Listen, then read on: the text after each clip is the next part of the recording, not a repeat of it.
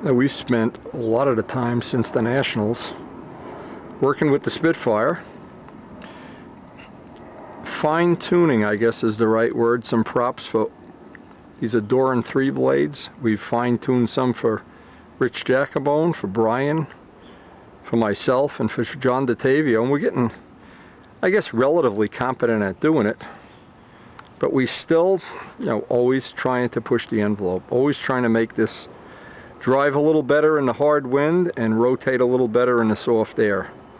And I think we're closing in on a time when my ultimate goal here is to take the prop right off of this and put it on a Testarossa, since we've been working with 2 blades on the Testarossa.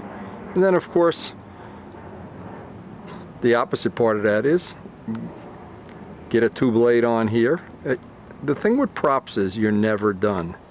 You're never, oh, I'm finished, now we'll fly the plane forever.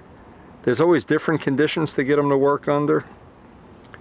And it challenges me no end. I just absolutely love the challenge of working with props. And I hope the information I've been able to put on several of these props, the videos and DVDs, will be of some value when it's your turn in the barrel and your turn to make the plane go a little faster, a little slower, get the motor on a little better or a little softer or harder. And the combination of all the tuning DVDs and these DVDs, I hope you'll have just as much fun as I've had working with this stuff.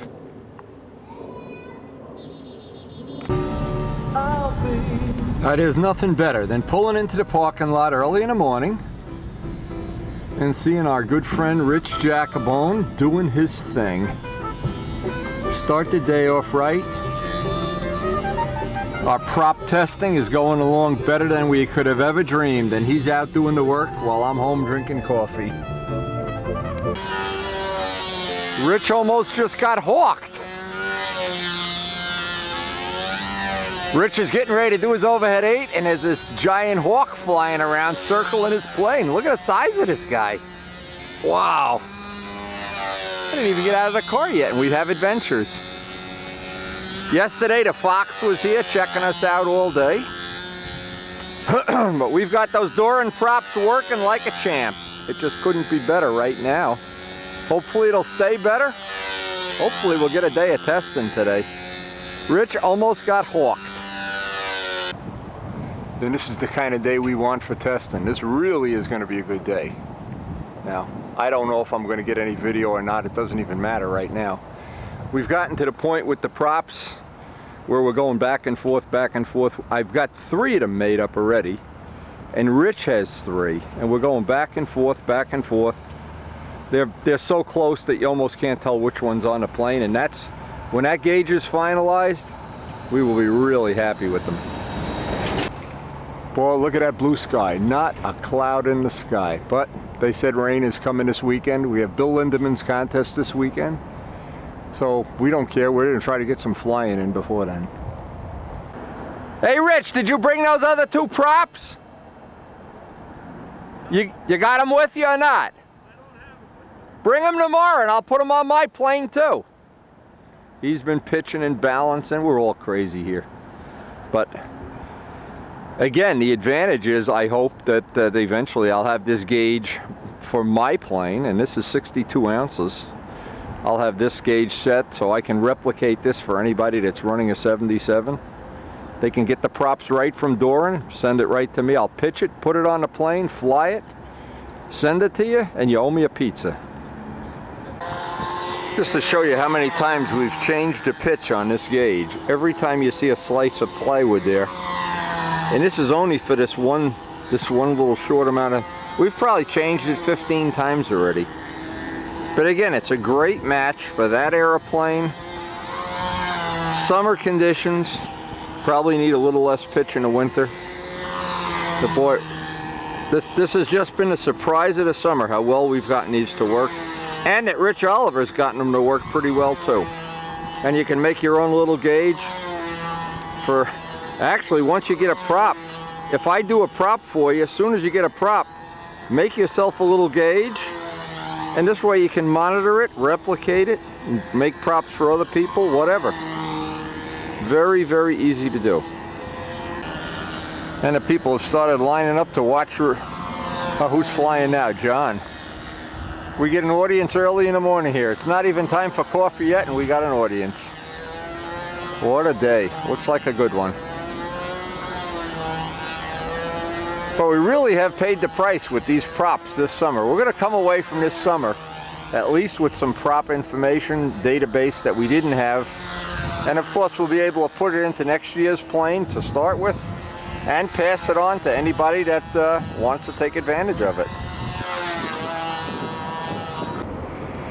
Now, as this day is wearing on, and it turned out to be a surprisingly good day, plenty of wind, plenty of breeze, so I can at least get a feel for it. Remember, the thing I'm trying to improve here is the way Doran's props penetrate in the wind. So if we have dead calm, of course, it's not a problem. But so far, this one here has turned out to be the best of the bunch, and it's right on the gauge. But what I do have, and of course I always have one that has a little less pitch, run the motor a little faster.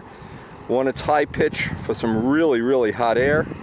Low pitch, probably for some cool air now, because it's really gotten, it's super hot right now, in fact, and breezy. This one has turned out to be the winner. And of course on our air density meter, we're at about 92, 93. So what that's telling us is it's fabulous air. But it's been gusting, and in fact, you know, what happens that's good is as soon as it starts getting a little gusty like this, then I get the feel to myself.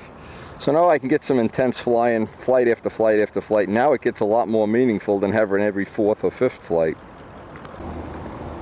Now what I always think is the most important part of any of these tests, for me anyway, now I know the prop that's on here, I've got basically a whole day of flying on it.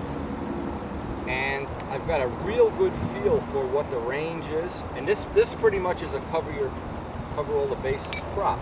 But what I want to try before the day ends, I want to try one with a little bit lower pitch, just to see. And these are so incremental.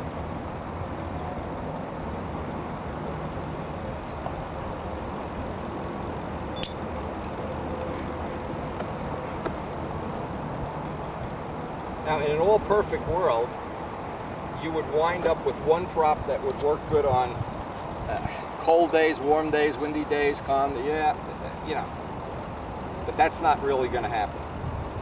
So what I do is on my props, what I'm trying to do on this one is I just want to mark this number 1. Because this is what amounts to be my square one prop. Now I put that one in the box because I know that's one I'll be coming back to. And I want to try just a little less pitch. Now the trade-off in the pitches in this hot weather is to get just enough pitch that it'll go through in the hot windy weather. This would normally be the prop we would be using if it was real cold and we had shirts and sweatshirts and everything on it. But if you can get a prop that has a nice wide range, that's certainly a big asset. So this is one of the things that once you get everything, I guess that you're satisfied with it in terms of it's working on nice sunny days, and it's working on, usually they all work good on nice sunny days. But then the next level up is that it works in hot air, cold air, works in Texas and Jersey, works under a wide range of conditions.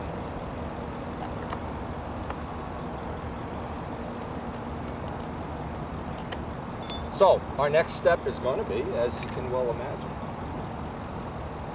give this a try, give the one with the high pitch a try, and then we'll be bailing out of here to get back to the shop. But I always seem to get the most done when I'm the only one at the field. It's just better for prop testing. It's better for almost everything.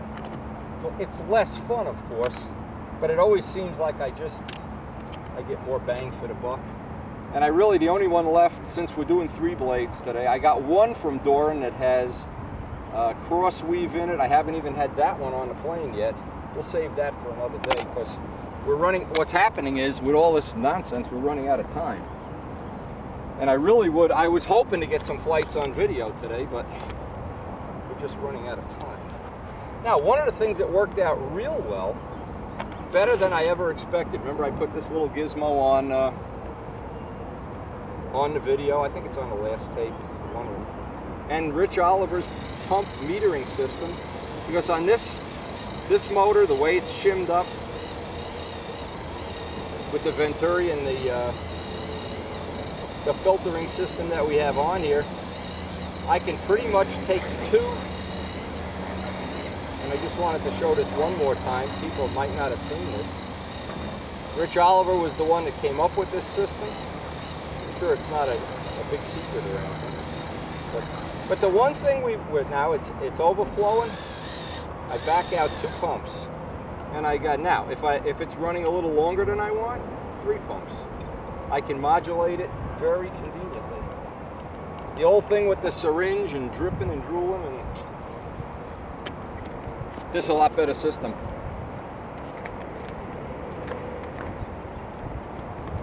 Anyway, I'd rank this as one of the better days. And it's always good when you can get a flight, not have to deal with waiting an hour or 45 minutes or whatever.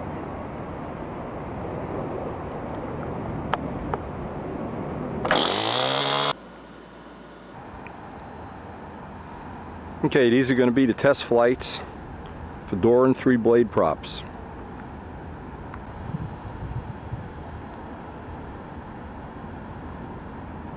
Again, in case this didn't rewind, test day, door and 3-blade props in Leonia. And what we're going to try to accomplish here is we have had door and 3-blade props working very well, but we haven't, the part of it that we haven't had exactly the way I want is in this really turbulent, bumpy conditions. And so that's the objective today. I have 3 props to try. One that's been a square one that's a little higher, one a little lower. I'm going to try to get all 3 of the flights on the tape, go home and watch them and evaluate them. But the conditions here, it's gotten really hot, by the way. I didn't expect it to get this hot. Luckily, I didn't wear long pants today, but we're sneaking up on 80 degrees here, and that's usually when things start to get soft, especially with the low pitch props. So we're going to give this our best shot. Looks like the wind is going to be blowing pretty much downwind. In fact, I ought to move, from looking at the flag, I ought to move the camera just a tad. Let me do that. We're going to be right off to the side of that, I'm assuming. Okay, let's see where this winds up. We can certainly make an adjustment here if we have to. Okay, we're going to start with the square one. Second flight will be to low, third flight will be to high.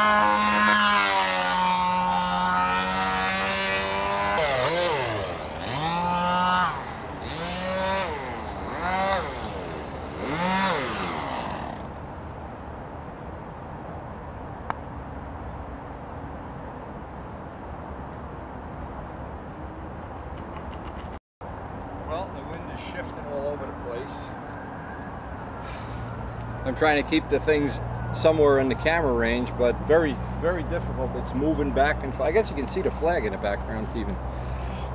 I'm going to try it. What I'm going to try is to move the camera and see if that's any better.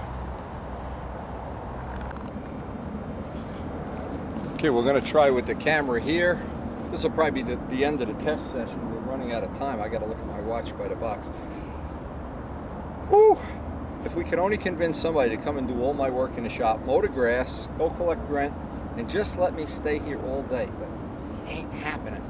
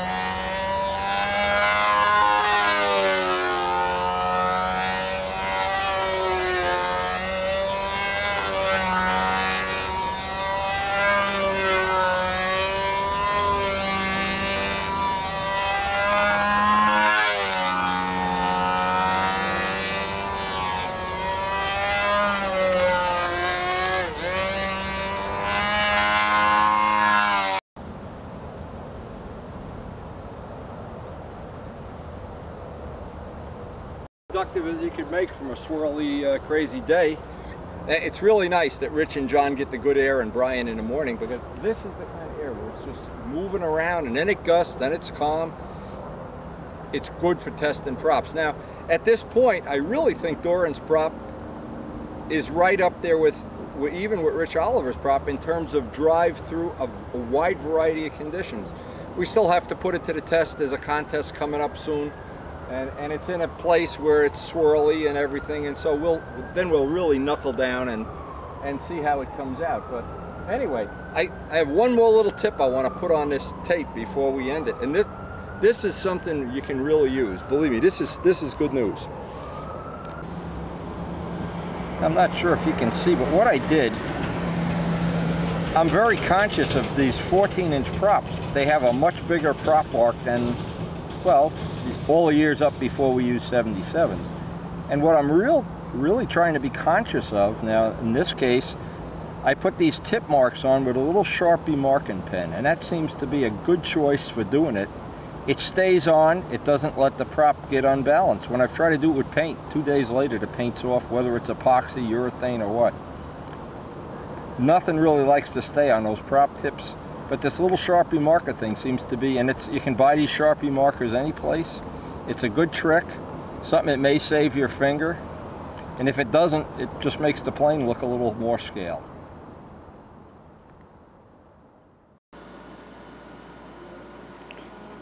Well, in the last couple days we have really had some good luck with the old Spitfire, and I'm just thrilled to death. And I think what we're going to do is, the contest is coming up this weekend. I think we're going to fly the Spitfire in the contest. It'll be held on the Middlesex field, but what we're going to try to do is then, after that contest is over, we're going to try getting all the 3-blade stuff and all the technology, maybe even the new spinners that we've been making, get a nice setup for the Testarossa going. Here's the deal, fellas. I'm going flying. It's supposed to be a nice day. You guys are going to eat food all day. But it looks like we're going to have a wonderful weekend flying. Now this is a special weekend. We have a contest coming up, and Saturday is going to be our annual block party. So we're looking forward to a great flying day, some great weather. The plants are doing fine, the weather's doing fine, everything's doing fine, and we got a call from Warren Walker. Warren is due in a couple of weeks, 2 or 3 weeks, and he'll be coming here for what I hope is going to be a very memorable visit for him. Now usually this hour of the morning I'll sit out here, admire Karen's handiwork in the garden, have me a nice cup of coffee with my breakfast. Admire all of the little things that the love that Karen's put into this backyard. And my fish. We are still sad over losing our 3 big fish, but we have 2 big guys left, and I think they are a pair, but I'm not sure. I guess we're going to find out. Anyway, we get off to the flying field and see who's up there.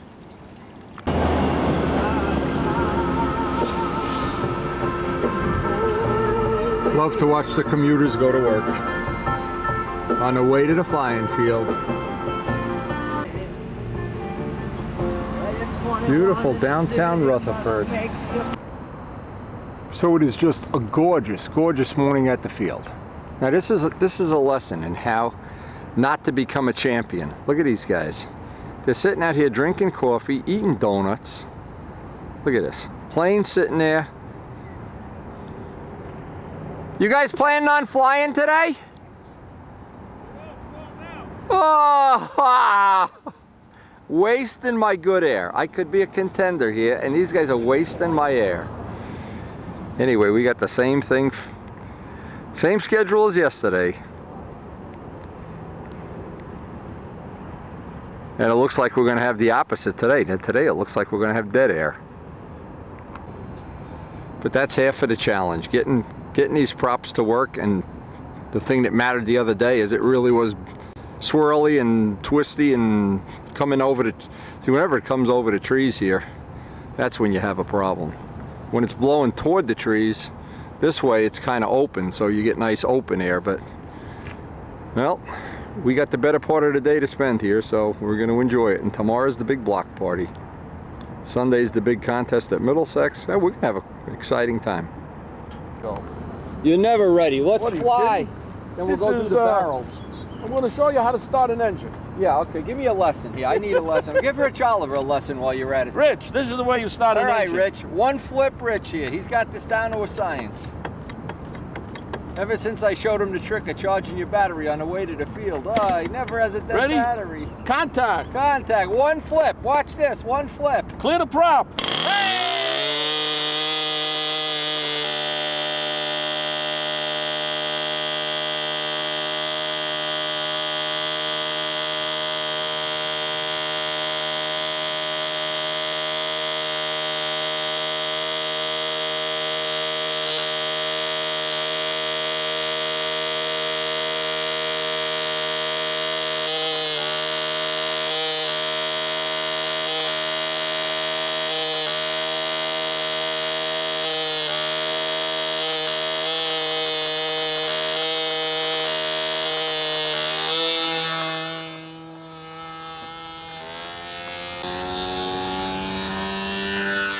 Now, we spent the last couple of weeks working on props with Rich. He's got 3 props that he likes. The Doran 3-blade. He's got an Ether 3-blade that belongs on the Testarossa. I loaned him as a good Christian and I never got back. And he's got 2 more, and I don't know which one he's got on there now. I didn't look. But he's got all 3 of them running pretty much the same, so that's a good sign.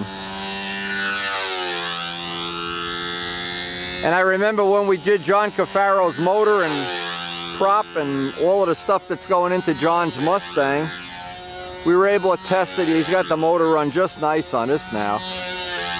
And he just reminded me, I really forgot. Today is the day we have to go set up our other field. So we'll get a couple of flights. It will not be a long day. I won't get anything on video. We get a couple of flights. We'll go over and set up the field, because then we can use the other field too. And it's a lot easier for me to be at the other field shooting video, because I can put the camera all around the perimeter. Here, when you go to put the camera here, you run out of room. And a lot of times you don't get the quality of footage that I like. When I want to try to evaluate something at home, sometimes the footage is terrible, in fact. But we just keep grinding out the yardage. I guess we get A for effort or E for effort or something.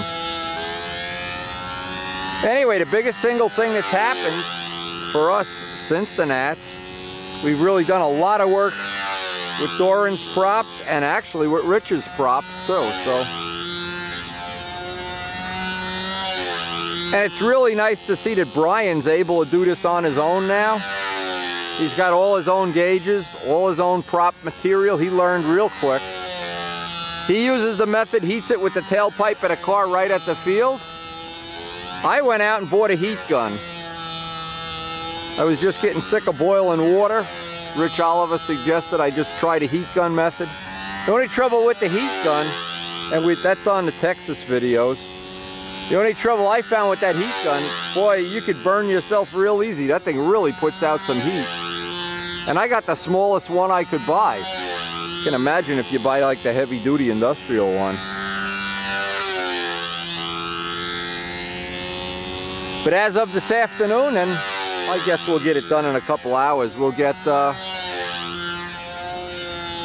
other field prepped and ready. And actually we're going to have 2 fields then. From this point in a year until Memorial Day, we'll have the use of 2 fields. Not including the circle burner field. They'll give us 3 choices of field. So what happens is if one is underwater, or one has mosquitoes, or one has, like we had the Korean festival here before. I keep hollering at Rich to stretch this top out. He makes the top too short. Anyway, next week, I want to get some of those spinners finished off and tested on a Testarossa. It looks like that carbon fiber material that we make the pipes at is going to make perfect spinners. I've got a couple of them made already. Came out of the mold. They don't even have a joint. Even Sergi Belco's have a joint in them. The ones made with the sock from the carbon pipe, no joint. They really look slick. And I would suspect they're in a little bit better balance not having a joint in them. And I know the worst thing of all, Rich is just straining at the bit. He's just dying to get working on the bent wing. He is itching. Every day when he packs up, when are we going to work on a dihedral Stuka? When are we going to work on a Stuka? Well, that's coming up soon. A lot of cool stuff. But hey, we're really looking forward to tomorrow's our block party too.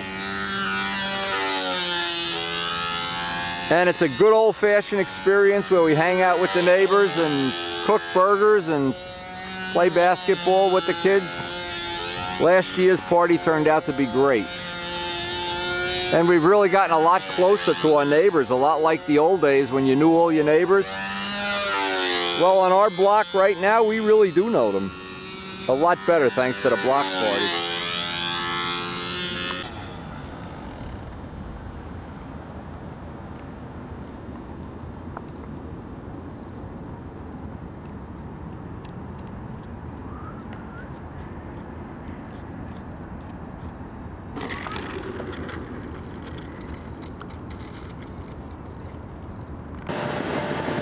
Now, this is the beautiful park system of Bergen County here, and we really are thankful that the county executive and Rich have been able to get us flying fields, but it's also a real nice park, period. And as we go over to Powell Park, which is about 2 miles away, there's 3 circles there. 2 weeks from now, there'll be our big contest. 3-circle contest, 2-day contest. But this is really, really a nice area.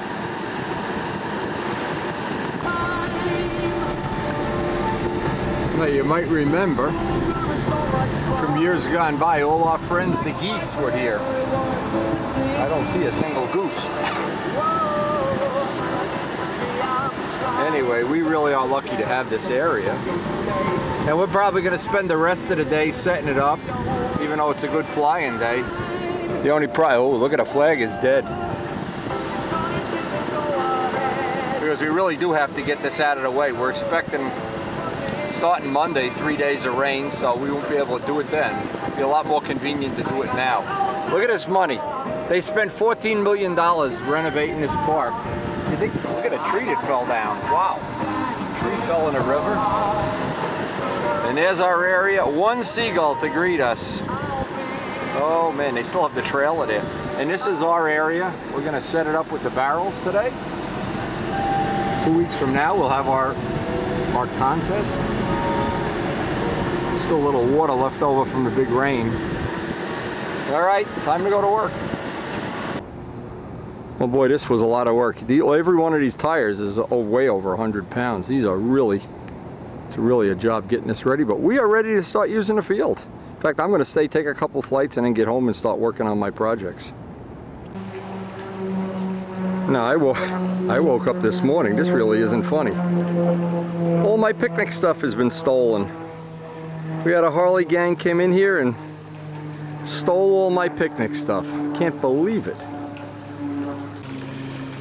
Not really. What really happens is today is our block party, and I've always said one of the reasons I love to live in Rutherford, there's a lot of nice taxes are super high. We don't have the longest flying season. We don't have anything like Houston or California or Tucson, but one thing we do have in this, I guess this little part of the world where we live, is we have, through these block parties that we've had, we've gotten to know our neighbors real well. And I don't know if you know your neighbors where you live, or you know your fish in your pond. I'm not sure.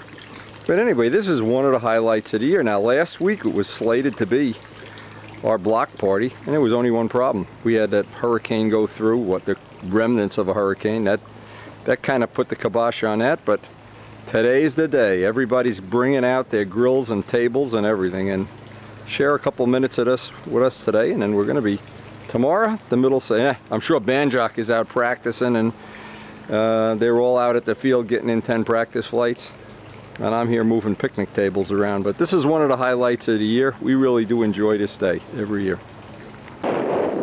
Check this out. My neighbor is a big fan of the St. Louis Cardinals. In fact, he's got a Cardinal collection on the third story of his house. He's even got seats from Busch Stadium. But this is what happens. And we basically spent a whole day cooking and hanging out and, hey, hello, playing basketball, playing with the neighbors' kids, and getting to know each other. This is, all of the houses on this block are basically older houses that have either been renovated or in the phases of being renovated, including ours, of course, which is never going to be done in my lifetime. But we have really, I can't tell you how much fun we've had in the past having block parties.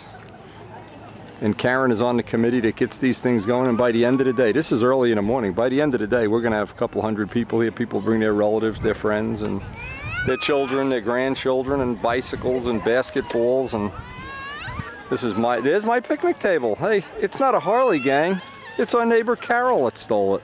Did you say hi to Mayor Bernadette? Are you coming back? What will that get us if we say hi to the mayor? Pardon me? What will that get us if we say hi to the mayor? Why, where is he? She. Oh, she's Very much longer. That's McBurnett. No, wait. This is the mayor of Rutherford, Bernadette McPherson, the mayor, and she's gonna give you want to wear one of my T-shirts, or should I wear one of yours? Well, let's see. I want you to. What do I get here? What do I get? Look, I'm out for freebies. A jar opener. You know what works? My friend gives us jars of pickles. They go over big. Labor Day Street Fair. So listen, this is true. This really is the mayor, and she wants me to vote for her and stuff. But here's something that would make me vote for her. If she came by and said, "Hey, Wendy, we got all these empty soccer fields all year long, and you know, you see, that hasn't happened." So haven't gotten my private flying field yet, but thanks to Rich Jacobone and John DeTavio, we're ready to go on 3 separate sites. If you don't count Middlesex, that's the 4th one. And we're going to be munching down here, and then tomorrow it'll be a Middlesex day. What a beautiful day this turned out to be. And boy, there's all kinds of good food up here. Burgers and steaks and chips and chops and more than you can eat and drink. Just like the old days when we lived in Brooklyn. A block party, what a great idea. You like block parties, huh, Kara? Absolutely. So, and also Warren Walker has permission now to put his the motorhome. We also got the mayor to give us permission to put the motorhome out in front of our house. So when Warren will be here toward the end of the month. Now see, this end of the street that's blocked off, I had asked the mayor if it was possible we could take out a half A and show the kids a little model plane action. What? Not happening. So what's wrong with this picture? They have little model cars, little radio control cars, but no control line planes. How do you feel about the food at this party? Is it good? Is it good? What do you think? Who made those cupcakes? You're not getting dirty, are you? It's a party. Say what? They're running me under the sprinkler. Why? He can't say anything. His mouth is full of pizza. You know what? Oh, they made the baby cry. Oh. No, we start the day off with a nice Ferrari. Check the Ferrari out. A black Ferrari. Too bad we're flying a Spitfire today. Very cool. What a job trying to catch this Ferrari. Check it out though. Is that a thing of beauty? I don't even know if you can get the sound on the video. Look at this. This guy cuts me off. No way, I'm trying to catch a Ferrari here. Check it out. Yeah, I'm jealous. I'm jealous. Look at this sucker go. Bless them it, eat your heart out. No Don't hit the brake or you'll be eating a Windstar here, Mr. Ferrari. Well, a great block party. Start off the day with a nice black Ferrari and a nice ride to Middlesex, and it looks like we're going to have a nice day. No chance of rain till later this afternoon. Let's hope it holds. Look at this, having some kind of motorcycle rally here today. Oh, we found out they're having a bike rally here, motorcycle rally at all Harleys, mostly Harleys. Very cool. But we're going to fly model planes. And they are having a, now maybe it'll work to our advantage, they're having a big pig roast. So we won't have to go out to the diner for lunch. Look at how they got the park set up here, wow. And of course, can't start engines here till 10 o'clock, so nobody's even, everybody gets here late. But this is going to be the second Middlesex contest on their new field. Hell, if you So Buddy wants to confess. Now Buddy has a confession to make, Bill. Which one? He's only the second one in the history of carbon fiber gear to break a carbon fiber. He flew into something and broke his gear. How the hell can you break a... John, even John can't break. Oh, no, John broke one. Oh, yeah. Hey, these guys are rough on equipment. I don't have no trouble breaking anything. Oh, man. How many props did you break this year? No, I didn't break one. I look in my prop box, all my spare props are chewed up. Somebody did it. No, I didn't. Yeah, now you want to blame me. Going on over here. We got more talking and less flying at this contest. You can't even get a launch here, huh, Jim? All this yapping. I had one flight, but it was too slow. This is still too far out of trim. What is that, double star or a Tiger 60? That's a 60. I wouldn't put Hemi on double star. Jim would get out of his bed and smash it. He might come out of the nursing home and whack you. See what's on the rudder? No. Pineapple. Hey, how can you do that? I was the pineapple. I am the pineapple. I don't know. Pineapples. Where's Jose? Pineapples. Where's Jose, by the way? He should be on his way. Is he on his way? Lampion? Is Lampion coming? Lampion's got a baptism or something today. And Yeah, I of course, talked- Jimmy ain't gonna go, but I forgot what he told me he was doing, but so this one is pretty much to print, huh? yep. Well, You didn't change it looks anything? to print. Well, you got me fooled It's anyway. 1 inch bigger on each wing panel. Just Oh, tips. okay. 1 inch bigger on the elevator, and it's 18.5 on the fuse from hinge to hinge.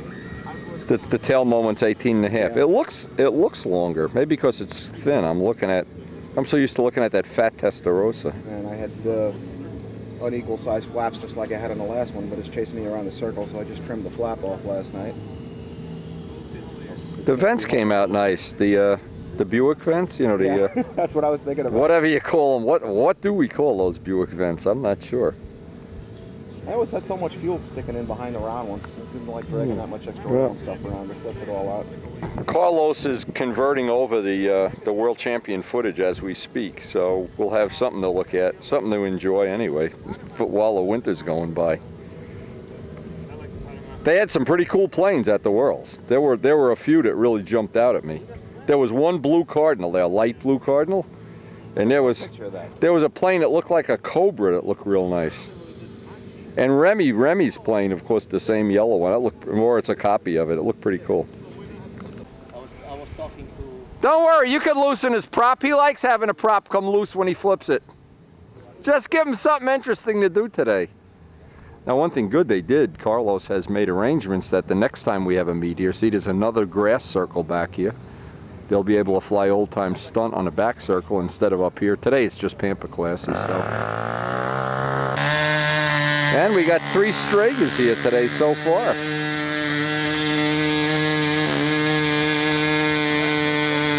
This one's painted up just like the original, very similar.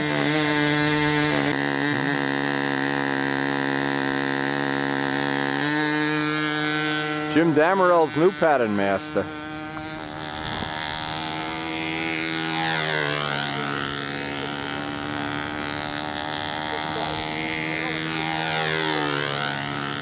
Now they said it was going to rain later today. We were watching the weather constantly because of the block party. We didn't want to get rained out. The girls had put a lot of effort into that block party. And they said later today, but it sure looks nice right now. Looks like we're going to have a nice afternoon.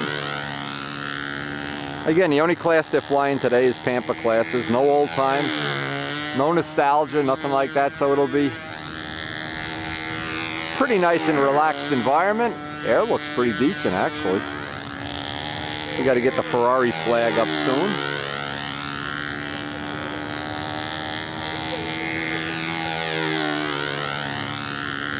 Now, this World Championship footage that we've had 3 people contribute the footage. Let me just kind of get this in perspective. We had Ramo Bark contribute a significant amount of footage. Philip Wong from Singapore, and Omri, and I hope I'm saying his name right, Matzlich, but I think it's his friend Eli that shot the footage, and I'm not sure. I don't want to even make some mistake. But what we're trying to do, Carlos, all of this footage is in a format other than what we can use. So, and the stuff that's been shot on videotape needs to be converted.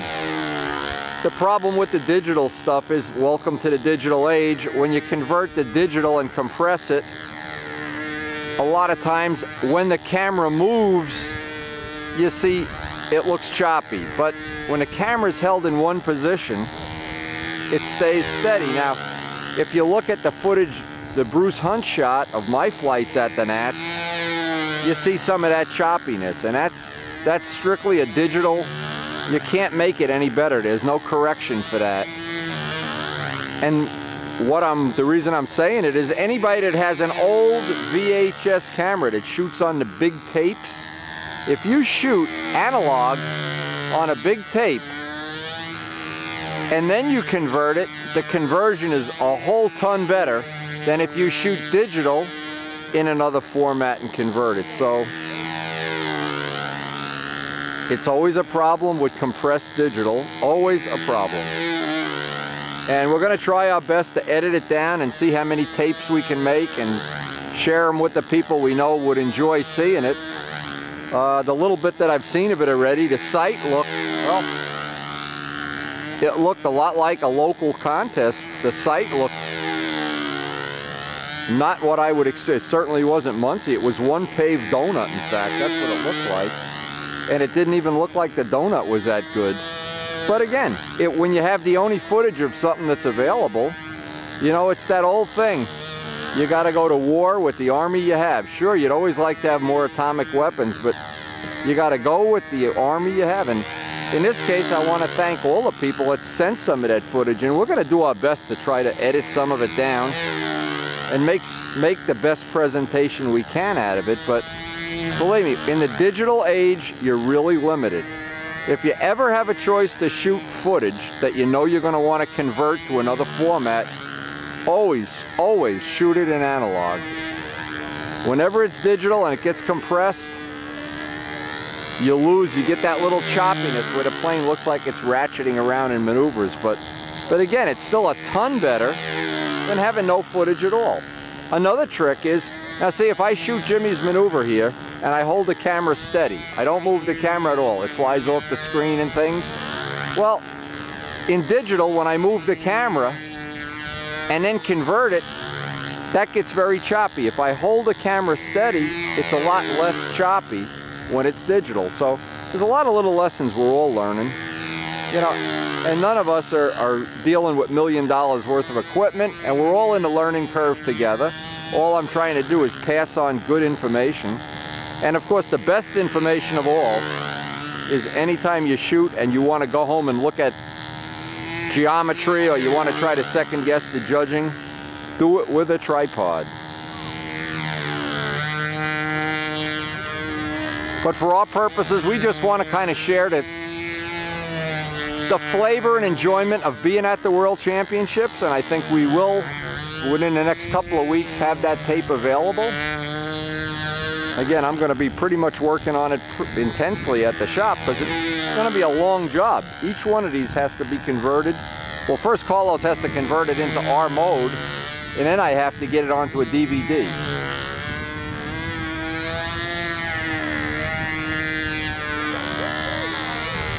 But it's coming, and we're working on it. Hey, Jim Damerel's plane looks pretty good.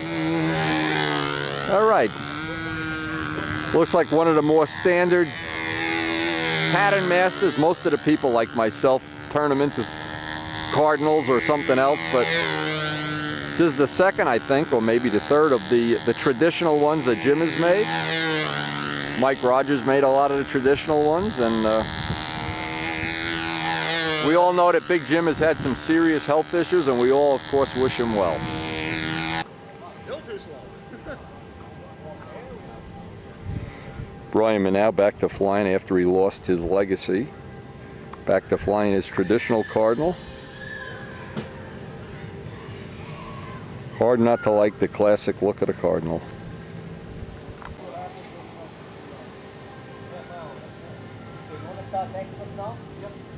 You have pilots meeting for a little second?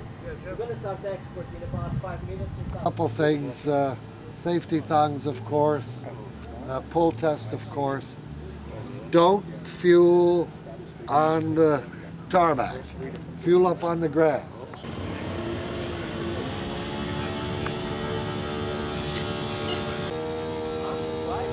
And first up an expert is Rich Jacobone.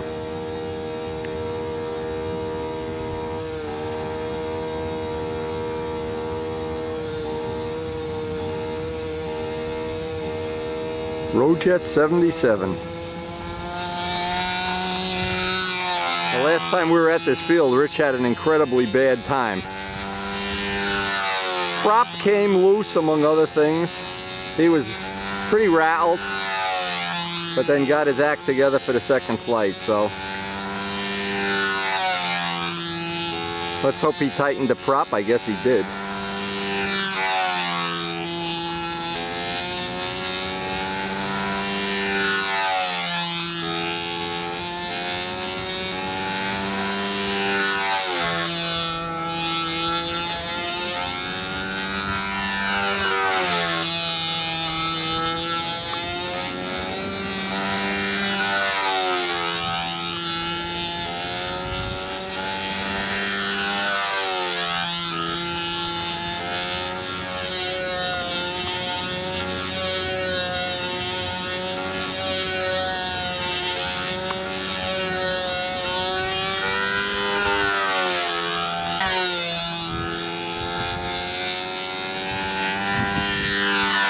Now, the unfortunate thing I think is going to happen, not sure it is,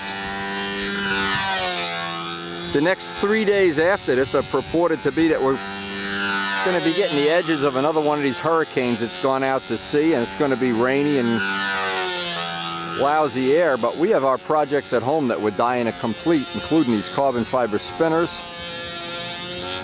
So either way, we're going to be busy, and of course editing down that footage, going through it, seeing how much of it Carlos can get done for us in the next week. We'll be working on it.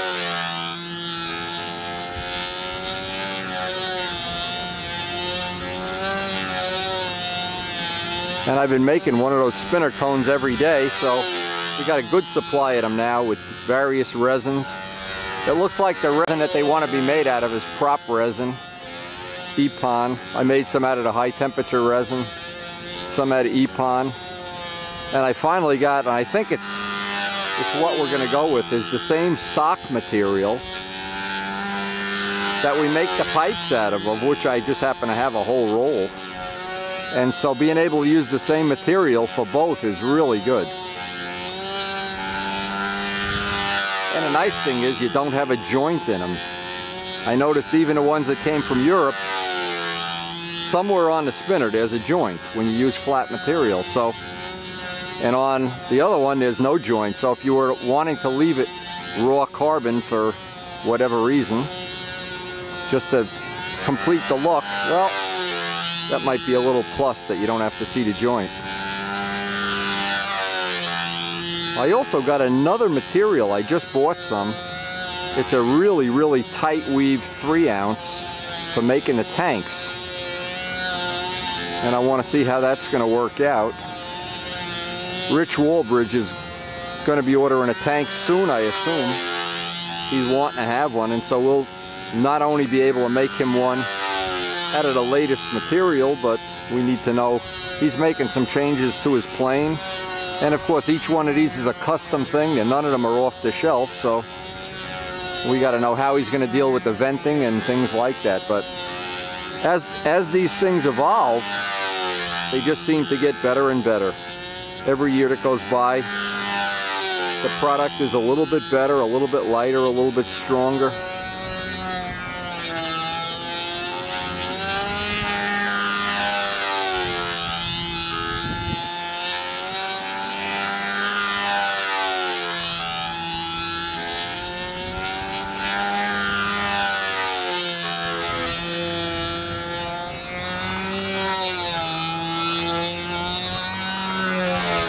Anyway, getting a little breezy now. It was real nice up until they were having a fun fly up until about a half an hour ago. But as the day winds on, it's getting breezier and breezier.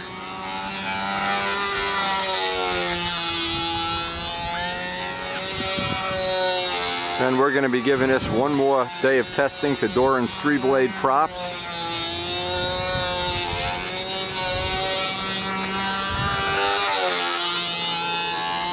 Rich Jacobone, first official. Oh, that's the French guy, the Comet, yeah. Yeah, de Havilland, that's a cool plane. Well, you know when you're done. Just stand there until the motors stop running. Behringer's twin with the counter-rotating 4-strokes. How can anybody not like that? If you don't like that, you're probably already dead.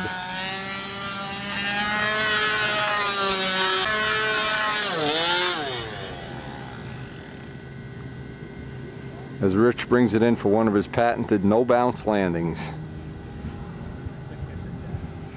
What do you think, Bri? Oh, nice, okay.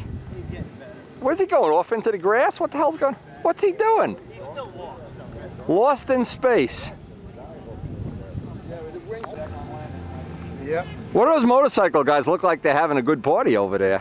Maybe we should be over there. Turn down the music so I can fly. Yeah, turn down the music.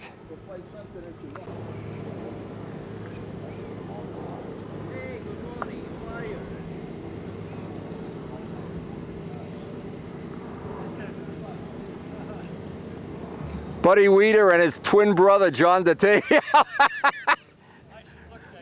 Which one is the twin here? Where's the protest? As we move along in the first round, now it's really getting breezy. Maybe that weather report was right, that the storm is coming. It's not supposed to be here till tonight. Anyway, Mike, you can see the stuff blowing around, and it's getting swirly too. Anyway, Mike Cooper with the first, I think this is the first plane he's put a Brodak dope finish on. Most of Mike was our monocoat guru for a while. He did some demos for us in his shop. He really can make that monocoat lay down nice. Did some fancy Cardinal stuff. A lot of times you look at the stuff he did and you couldn't even see the seams. It was really nice. Anyway, got his first Rojet in here. He's actually been working with Brian pitching some props, so.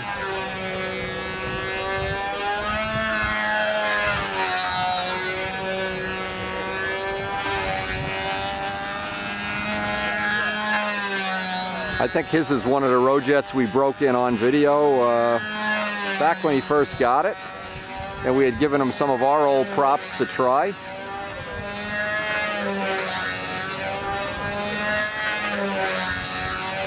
So you can see what happens here is you're right up against these gigantic trees. So flying right where he is it can be swirly over in that corner. That plane can be flapping around like a dead goose.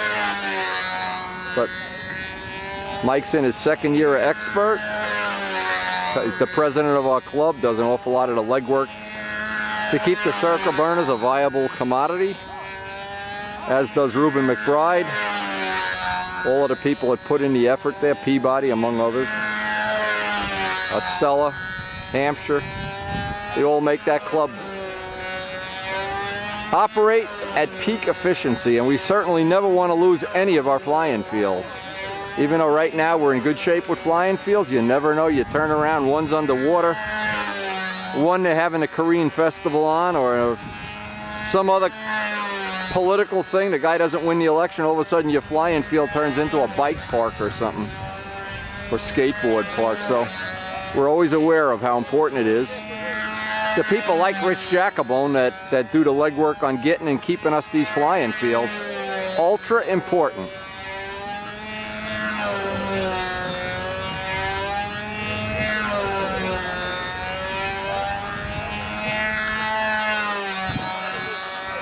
Now I'm always impressed when you design a plane of which there are many good ones, of course, and it's all in the eye of the beholder anyway. But when you can get somebody that can pick up a kit, and this is built from a Strega kit, and with a minimum of work, minimum of help, turn out a relatively nice flying plane that's competitive and expert. It trims right out, bench trimmed out, and flight trimmed out real nice. You can do a little bit of the learning of how to pitch the props and deal with the speed control items the props give and the pipe lengths. And Mike has certainly picked that up very, very quickly, to his credit.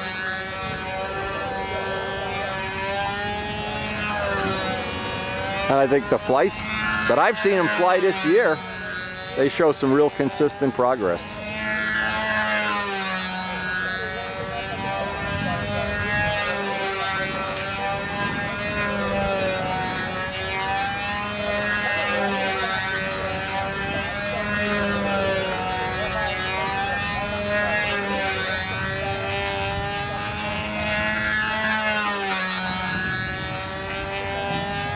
Now, one of our ultimate pie-in-the-sky goals maybe down the road 4 or 5 years, and we've talked to the county that's making this flying field for us, not the ones you see on video, the one you haven't seen yet that's going to have 3 paved circles and some bleachers.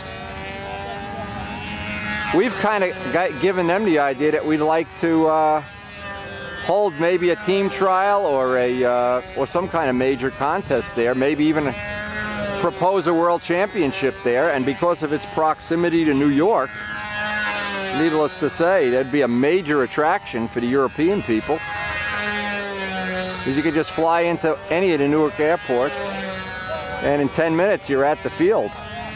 None of that driving cross country to Muncie or anything. And when I saw the site they were using for the World Championships, I thought, man, if they ever compare site for site. And what's nice is our club, because we have so many members that are qualified to do this, they're contest directors, and Mike Cooper happens to be one of them. We could make a legitimate proposal to have the Worlds right outside of New York City. And of course, Rich Oliver's thinking of the same thing. Scobie Field in Houston. 2 potential new sites. To cover you?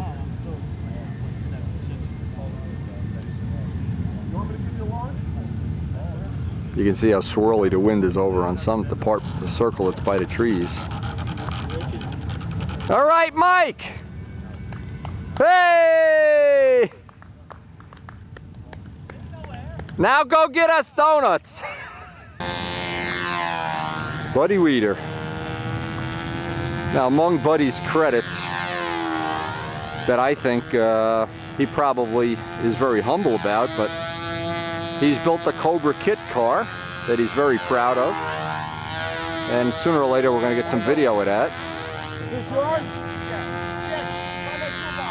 And he has made a comeback. Now when they say people, it's hard to make a comeback to stunt, he's an example of exactly how to do it. Built a simple plane, the Cavalier, put in a relatively simple powertrain, got back, flew a couple of years, got to fly 2 events, came out to Brodax. I don't know if he went to the Nats or not, I don't remember, but get back active in the local contest circuit, and he's certainly coming along. And I wouldn't say he's making a comeback, I'd say Buddy's back already. Now, what happened with him this year, he made a 60 plane, a big plane, and because several of the things that he used in the construction of the plane were overweight, that would have been bad enough, but then I think, in my opinion, just put a lot too much paint on and made for a very inconsistent, probably 80-ounce plane would be fair. Now, what's happened is, I think he's set up now that the next big plane he builds is going to be, he'll monitor the weight a lot more accurately, and we'll certainly do everything we can to make sure he doesn't build anything overweight. And when it comes time to paint, I'm going to have to give him the talk. And where he really went wrong was he wanted the plane to be white, and he put so much white on. I don't even think he'll admit how much white he put on, but it's white. It's the whitest plane on the field, but it's also the heaviest. And so Buddy has a clear program coming for next year.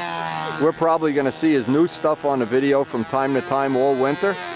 And that's where we can usually help somebody, is having his stuff. If you could bring your plane physically to the shop, and for the people that can't get to the shop, get a digital camera and shoot me some pictures on the internet. Do some email pictures. They don't have to even be high resolution. And we'll try our best to keep you from stepping on some of the landmines. Now in Buddy's case, if he just didn't paint the plane white, I didn't know he was painting it white.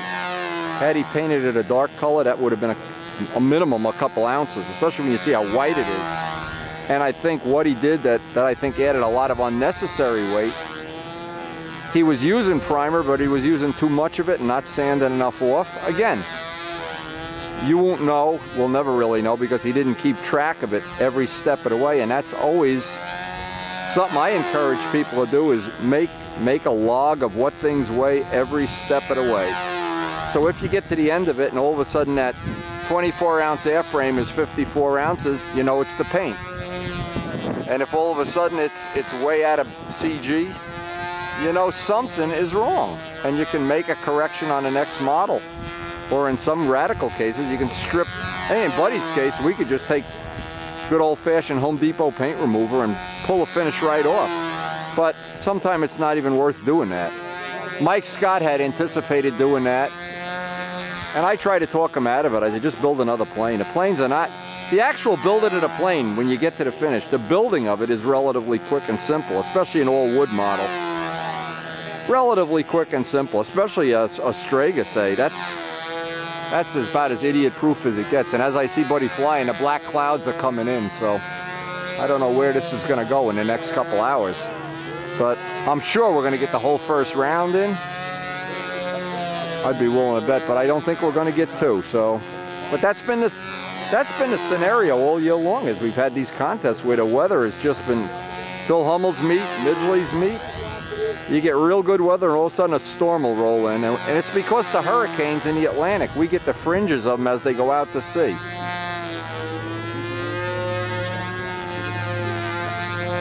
See, the wind is moving around now too. The wind is getting really squirrely, so yeah, we're getting into the squirrely winds now where it changes.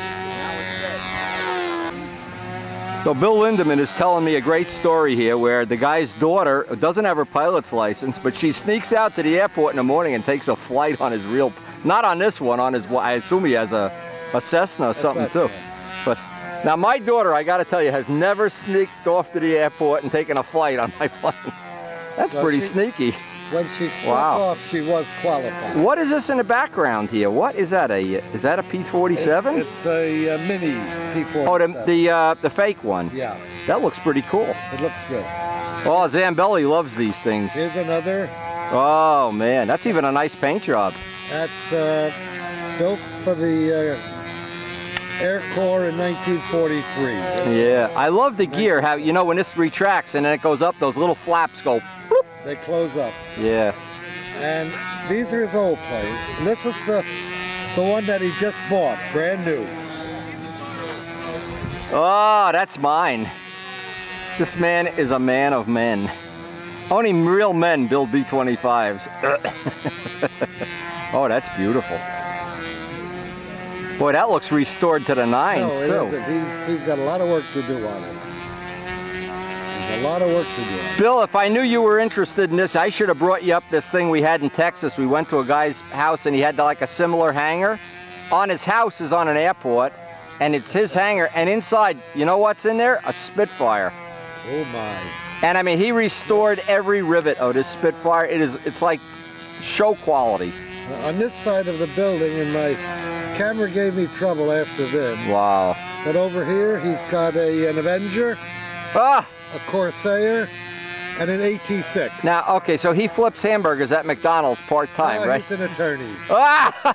Yeah, he might be the attorney that just sold my house. My house is finally sold. $12,000 lawyer fee to sell a house. Unbelievable. Look at that. That is awesome. I'd give it to the bastards before I paid that. Oh, man, look at that.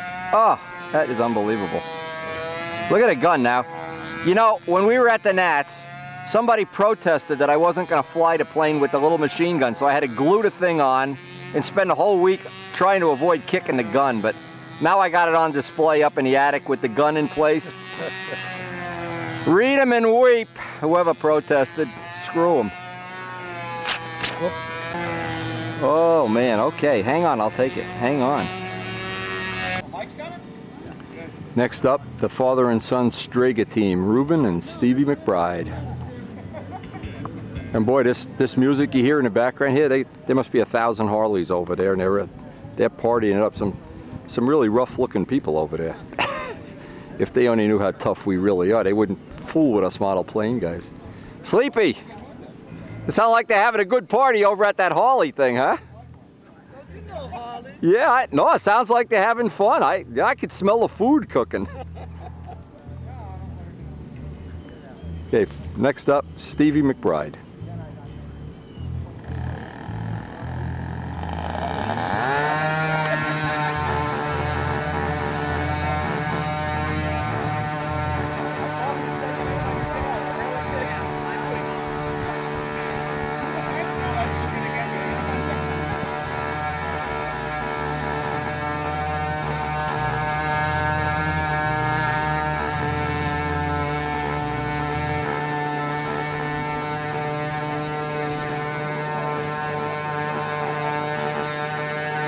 Stevie McBride, another one of our club members, blessing himself. Stevie, it's not that kind of a contest. One of the young men in our club that has been a secretary, done a good volunteer job, and his father Ruben, who always does a lot of volunteer extracurricular stuff. We've been to his shop many times. Ruben has the ultimate hospital shop. You can eat off the floor.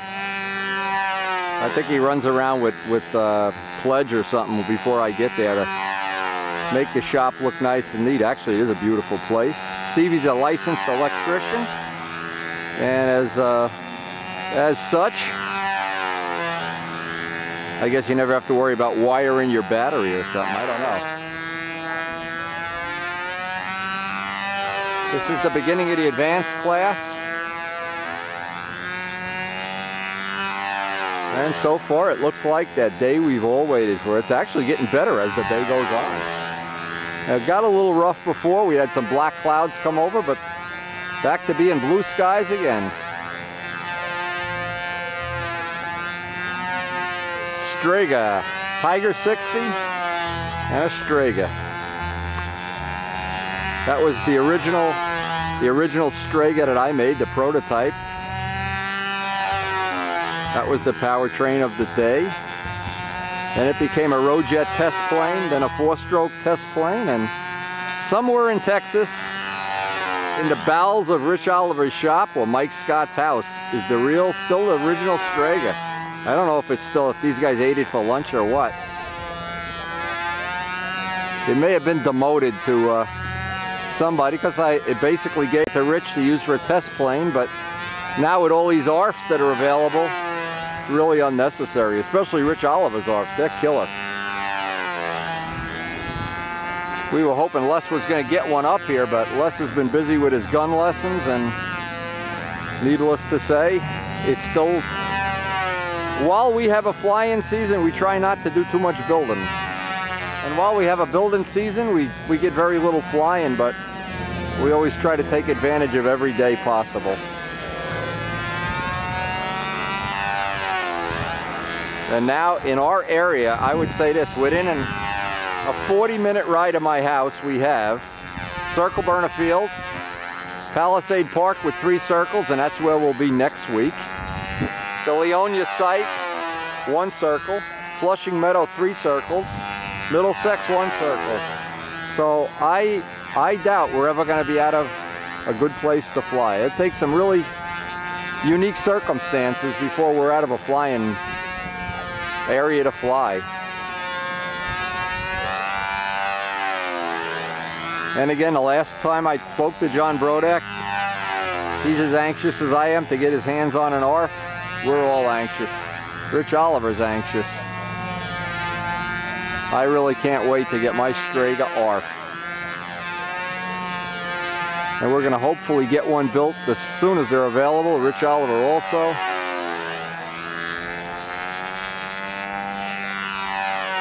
And I think that's going to usher in a new era of, well, guys like Buddy Weeder want to get back into the event without spending 1,000 hours building planes. I think that's going to do it. I guess Stevie got hit with a puff of bad air there. We've had some slippery air go through here before.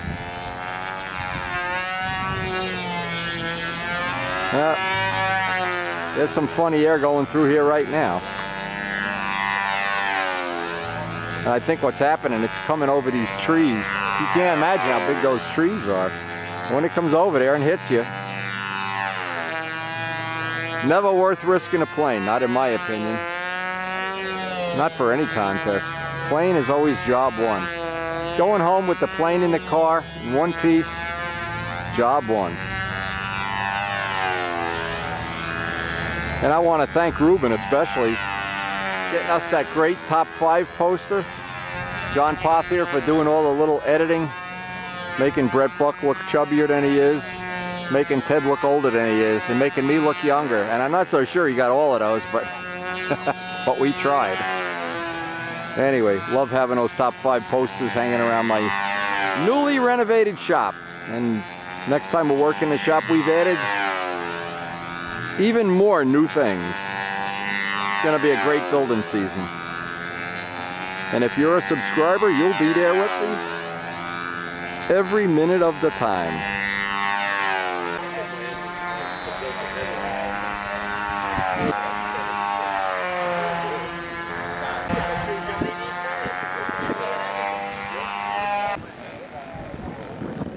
Yeah, there's some funky air coming through here now.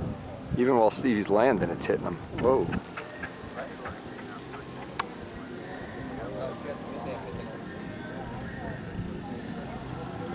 All right, Stevie!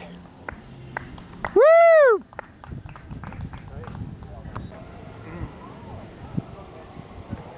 Patty Wagstaff flying her Strega. This is Ruben Dad's Strega. Has a double star 60, a rear exhaust.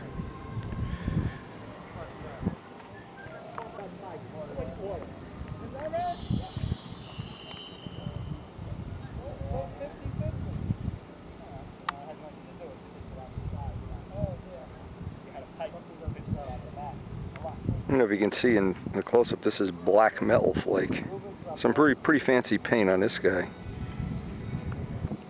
Flooded in June, so. You had trouble? Oh man. Well, we don't consider that an excuse for not finishing that A26. Oh, no, I'll be working on it. You'll be working on it religiously through the and forget about Banjock. You build that, and Banjock will be the 2nd most popular guy in your club. Hey, now keep in mind another thing. I have those 2 counter-rotating engines. If you decide they could be loaned out, and I got the props that match them all dialed in. Well, that's what I thought. It's all set up. Not for sale, but they're loaners. I understand that. You know, you put up the title to your Corvette, and I could loan them out to you. Oh, another one. Look, Sleepy's show them what that is. Sleepy had it. When the A26 crashed, we gave parts to a lot of people, and you can see this is obviously the finished part. John Cafaro has the rudder. A couple other guys have different parts. Look at the nice finish on there. That is a nice finish. Anyway, John Brodak has a piece. And this lucky gentleman has promised on video that he will finish for Brodak's. We're anticipating at Brodak's that you can unseat Banjock as Entertainer of the Year. He really does have that A26, and he's about as excited about it as I am to see it finished. Get another A26 in the air. That'll really add a nice dimension to next year's flying season. And what we're going to be doing is making him a bunch of the 826. I think he needs the DVDs for making an nacelles and some of the things. Anyway, we've been going back and forth on email with that. But the good news is the house is sold, and I got to starting tomorrow. I got a whole paper worth of list of things to make, things to do. I got to make a new bird feeder. The squirrel ate my back bird feeder. But hey, we're soaking up what amounts to be a great contest day here. Even the Harley guys are having fun.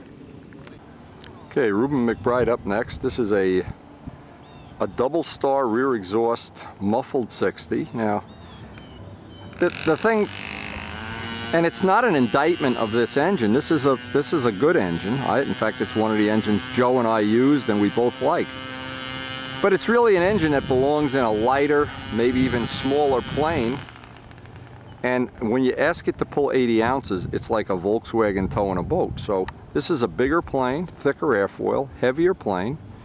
And one of the things that I suggested to Reuben, this would be a great plane for a side exhaust 76 Roadjet. And there wouldn't be much to convert it over either. I could do it in one afternoon while he's going for pizza. But anyway, we don't know if he's going to really want to do that. Now, it's especially true if a plane has nose weight. Because if you got a 12-ounce engine, and that's basically what this is, and you take it out and put a 12.5-ounce engine with no nose weight, well, it's probably not going to matter that much, if anything at all. So, and the advantage would be you could swing those big door and 14-inch 3-blade props, a lot more drive, and what Reuben is looking for on a personal level is just to fly the plane slower. And when a plane is 80 ounces, like John DeTavio's is over 80, what happens is it's hard to get them to fly slow. They want to drop out of the triangle, among other things. Now, this would never be a problem if you only flew on days when it was really cold, the air density was hot. It wouldn't be a problem, but where the problem is it's hard to slow it down. And again, short of just building a new plane, it's a little lighter. The retrofitted a 76 would be something that I think would be a giant upgrade. And then next year, in fact, I could tell them how to make it that it would be put a carbon tank that's 1.5 ounces lighter and the 77. That combo is lighter than a 60. So, and get that big Doran 3-blade prop cranking along. Now, I was surprised today because if you look at this field, there's really some swirly air going through here. And Doran's big 3-blade just went right through it. It really did a good job of. It's a good match when we got that pitch gauge pretty much where we want it now for the hot weather. Now the challenge is going to be, as the weather cools off, to get one with just a tad less pitch and maybe a head gasket in the engine. Soften it up for the cool weather, and we'll be set for the whole winter flying season. But next week, if we do get any flying days, I wanted to get a couple of days on the Testarossa.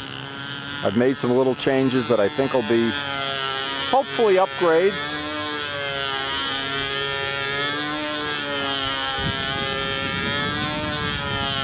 And I'm trying to keep the Testarossa we get the belly pan refinished now.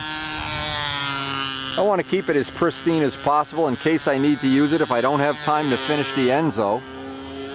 And the reason I may not finish the Enzo is because once we start one of these complex building projects, it might require mold making or several trips up to Midgley's or something that we haven't foreseen yet.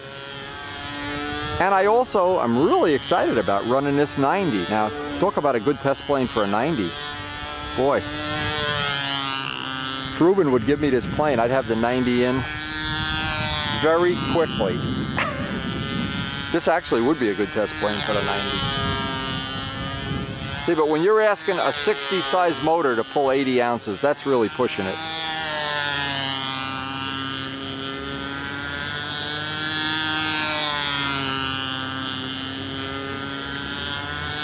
There was another point that Reuben made. He said the plane really pulls his arm off.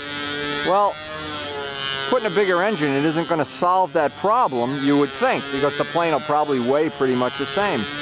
But in a way it does solve the problem, because if you can fly, now I don't know what speed he's flying now, but if we could take and slow that down by 0.2 seconds a lap, which is usually what you can do with a bigger motor and prop let you fly slower, well, one of the things that that would certainly reduce the line tension some. So, and just go in the other direction, if you took this plane, and there's certainly guys that have already done it, can fly these with a Type 40, but what happens is you got to fly a lot faster. As the wing loading goes up, you got to blow more air over that wing to make it that it doesn't drop in a triangle. Now, I really think this wing would carry 80 ounces with the right motor. I don't think it'd be a problem, but again, we're going to find out soon as those ARFs and ARCs come in. We're gonna be learning stuff, and I hope we're going to be learning it real quick. I hope there's going to be a lot of exchange of information. Not the Stuka stunt kind of exchanges where you're always trying to one-up a guy, but quality information in a non-confrontational way. Hope that's really going to happen.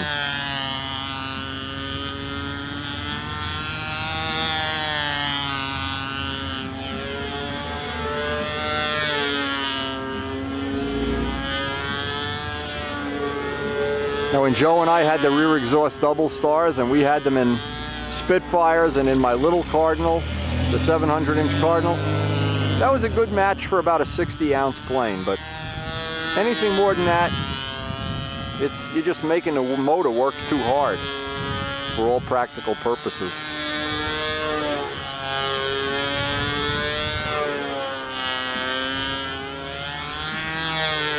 All right, nice flight, Rube. All right, Ruben! This is funny, some of the Harley riders are in this this air house here. Look at these guys. You would think Harley riders would be a little too old for this, but look at it, having a pig roast there. Unbelievable.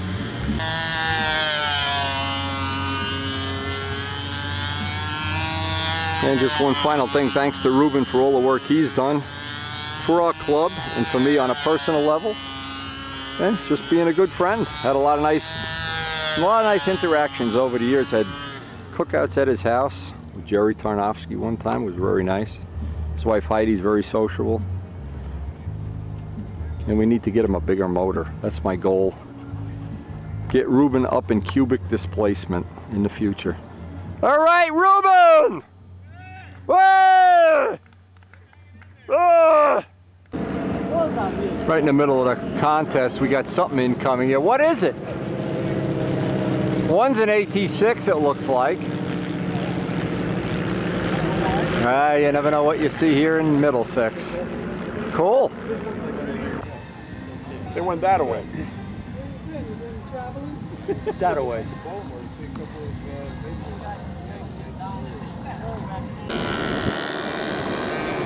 Well, they got the whole contest in. They got the last couple of people flying now. We're going to head out and check out some of the Harleys here. And then we're headed out home. They are really having a good party over here. And they've been having some kind of pig roast or something, and the smell's been coming our way.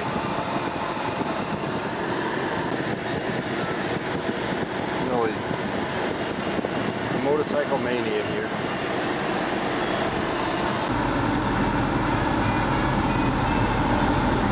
The one thing I do have to say about all these custom bikes, some of these are not, oh, there's a nice one over there. What I always look for is some ideas for paint jobs. There's a couple right there. Some of these paint jobs.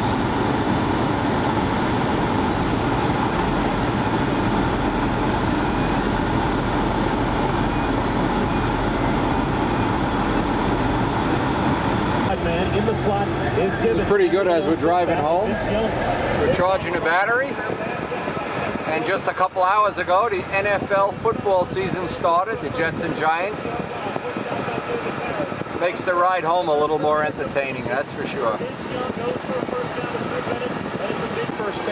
This little gizmo works so good. Hard to believe I didn't have it. And every day at the end of the day, I charge the battery. Just plug it in a cigarette lighter. What a great little gizmo. Tops it right off, and you never have a dead battery. Oh my God, up here there's a deer laying in the road. There's a dead deer. Whoa. Anyway, sad to hear that, sad to see it. Oh, I got some neat stuff from Bruce Hunt, who always is contributing things and sharing things with us.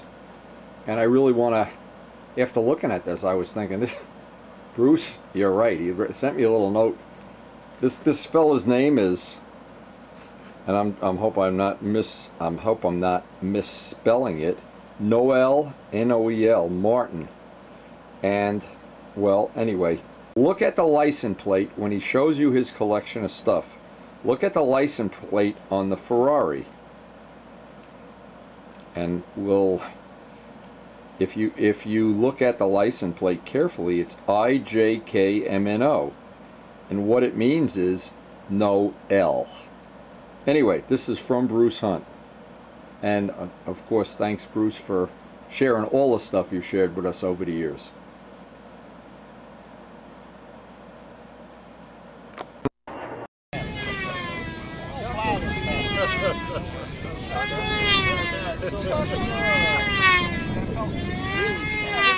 Windy, best one yet. Beautiful flight. I like it. Gotta go see if those birds fledge. Yeah, that's right. Do the important thing, right? That's the important thing, yeah. That's cool. Yeah. Oh, sweet. Did you pick it up or did No, you he flew up on his arm. He says, Dad. Yeah. Daddy, oh yeah. Oh, I hope Mama comes soon. Yeah, Bruce, you're going to have to take it home with you. Yeah, I know. Oh, where's Wendy? He's going to give it a try. He's getting ready to fly or poop. One of the two, probably. There you go.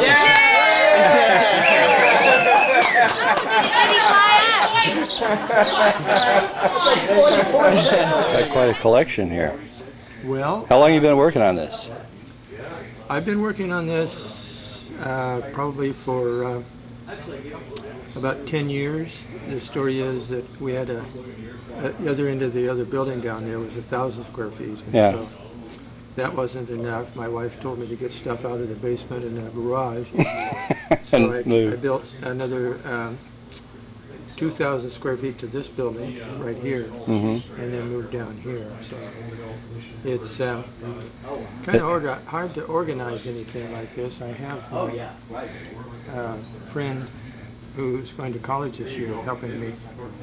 So she cleaned off the table. Oh my gosh. So at least you have a clean table. Yeah, we have the Geezer's luncheon here on Wednesday. Ah, okay. So we get about 8 guys here to come in and talk about model airplanes, talk about cars, talk about Whatever.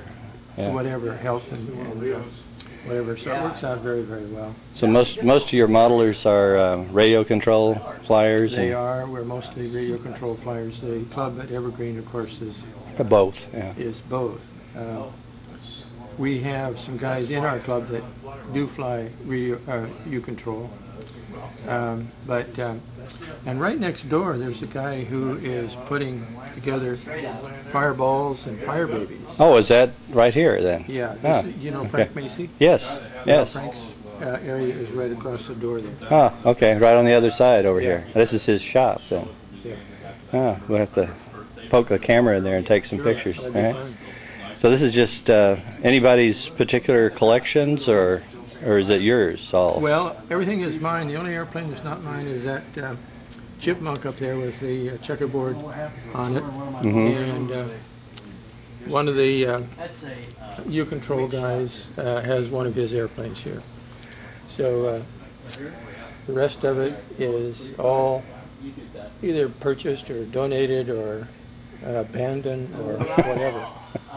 People that says, hey, you have a lot of this stuff, would you like some more? Right? The story is that I was seeing things thrown away, and I didn't like that, so I thought, well... It's like a whole history of stuff. Yeah. Just what you can't see is radio systems from the 50s and 60s. Oh, in this case right here? I don't have enough room to show them off. Is this estate sales? Everything I just collect. I go find it and bring it in here. They see how they fly. Like that one, then put it in the appropriate place. Like a lot of electric and park flyers is starting to build up, well, right? That's one of the things that we do. People do fads. Yeah. And so the story is that electrics are kind of interesting.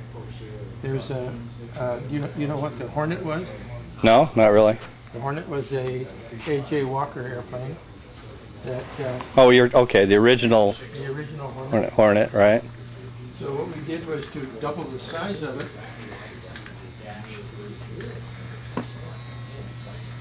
And radio control it. Oh, okay. This is something you've been working on with Frank Macy? Well, he and I made the wing. Oh, okay. And I did the radio system and put the airplane together. Oh, the Cougars? And so it's sort of like the original rubber band plane turned into an electric, eh? Yeah, that's exactly right. That's the first thing I flew. Probably never get to it. There's an Orion. That's from back in my days. Hey, there's one. And this is a like Pursuit. Rubber powered originally? Rubber powered originally. It's got a little GWS motor in it. And two linear servos, the receiver, speed control, and light poly. And this thing flies very, very well. So what kind of time do you get out of that little battery? Oh, probably 15 minutes. 15 minutes. So Frank Macy's little project? Yes, Frank Macy's right next door here. Well, he gave me two of his models at the 101st birthday. I went there. Yeah. He's showing us all his stuff, and shows one like on the wall, and then one big one up there. One of the he says, "You want one? Here, take this. Let me know how it flies." He gives me two of them. I didn't believe it. Well, it wasn't as big as that white and goldish plane up there. Okay. But well, it was red and white. That's a Fireball. Yeah, it was a Fireball. Okay. Wasn't as big and didn't have the struts on. It had the struts, but it didn't have the wheel fairings on it. Okay. There isn't as many people into the radio control tow line, like free flight, tow line, slope flyers, that kind of thing? Slopes are airplanes right there on that. We don't have any people who do tow line, but we have a number of people, and I have a number of airplanes that do high start. And there's a number of electric gliders. I've got a whole van full of stuff that's not here at the moment. But there's electric gliders over there. And the latest thing is that there's a little altimeter out that's about the size of a postage stamp. And it costs $39, and it will record elevations above ground level up to 7,000 feet, 1 foot increments. And so I went up the first flight to 868 feet with my little tiny glider. So that's the fad that we're taking off now. I've got a bunch, I've got about 30 electrics at home that are biplanes and monoplanes and lightweight and heavyweight, that sort of stuff. So we kind of finished that fad during the summer. While the thermals around, we're flying electric powered gliders. We just kind of... You sort of take them up to height and then... Yeah. The let them glide down. Story is that there are a number of us retired individuals who meet at the flying field every day. And so that gives us a lot of flying time and gives us a lot of camaraderie. They're into electric cars, I'm into electric cars, so we have a lot in common. Really? Wow. So it works out pretty well. We have a great time during the week. And we flew at something called Rock of Ages, a retirement home out today. And there were a number of people, probably 9, that flew airplanes for the retired people there. So we do a lot of that kind of work too. What do you think, Jerry? Overwhelming. I've been here several times, but you know, every time I come, there's always something I haven't seen before. So what is it this time, Jerry? How about that? Like this thing. Flying plexiglass. I shouldn't say thing, but I'm not sure I know exactly what it is. I like the ones with the flaps, like that bird over there that would flap. Ornithopter. Okay, well, I do have one of the French ones. It's in my other So car. what is this, plastic or is it film? It's film. It's yeah. saran wrap. Saran wrap. Yeah. You can't tell me that airfoils need to be thick. That's half mil thick. Yeah, material. well, obviously. When Yeah. we own this building back here, so when that building was open, Butterfly. we threw that inside, and it was about as fast as you can walk. So, very, very fun. Good 3 mile an hour plane. Yeah. I like that they had, I can't remember the kit name, he told me, the guy that builds the little pre-flight, real lightweight things, they're just paper thin, and they go around in a circle, and they go up, you had those over there, Jim Walker, birthday thing. Okay. I can't remember, but you said where to get the kit, you order the kit and build it. I thought that'd be great to have. Little wings flap. Okay, well, Peck Polymers was one of the ones that had a lot of stuff. Well, Peck died, I don't know who's there. Yeah, there's Frank Macy. Even more amazing is this collection. A little bit, a lot of these old fuel cans. Well, people say we shouldn't save those things, but there's a case right over there of old ignition coils and timers and fuel cans, all that sort of stuff. Do you have any old Cox planes that haven't been opened? Yes, I do. I mean, haven't even Not been old. opened out of the box yet. Yes. Cellophane's strand on, still Right. on, Yep, yep. intact. Newer ones, not older. Oh, that's what I'm talking, like the Stuka or the P40. No, Flying Tiger. I noticed you got a, a Corsair, and there's the PT-19 trainer up there. Yeah. And, I look on eBay and I see those, like the Spitfire and the Stuka, they haven't been opened out of the box. Yeah. They're worth probably $700. Yeah. That means in the box, never opened. That would probably go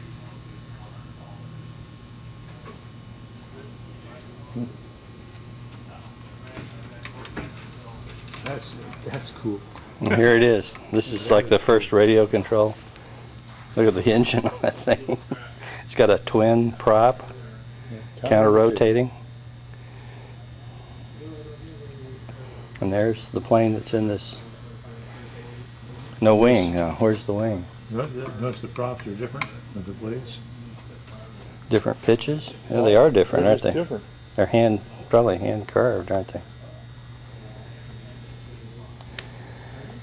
So where's the wing to this thing?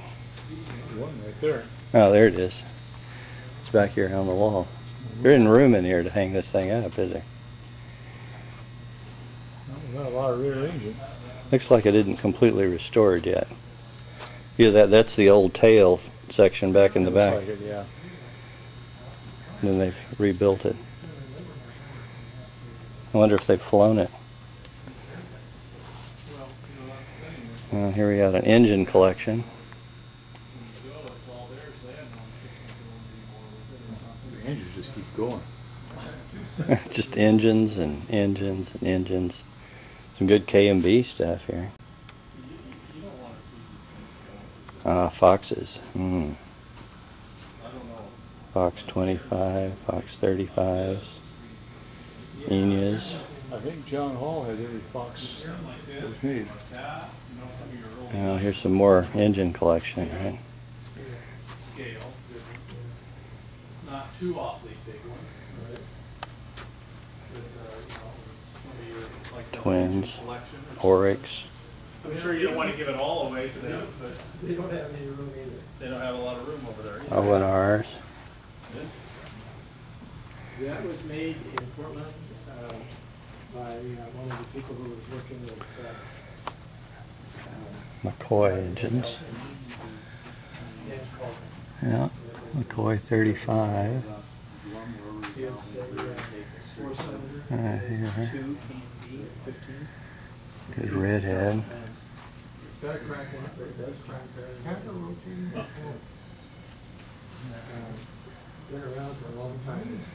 Okay engines, some OS's. Well, I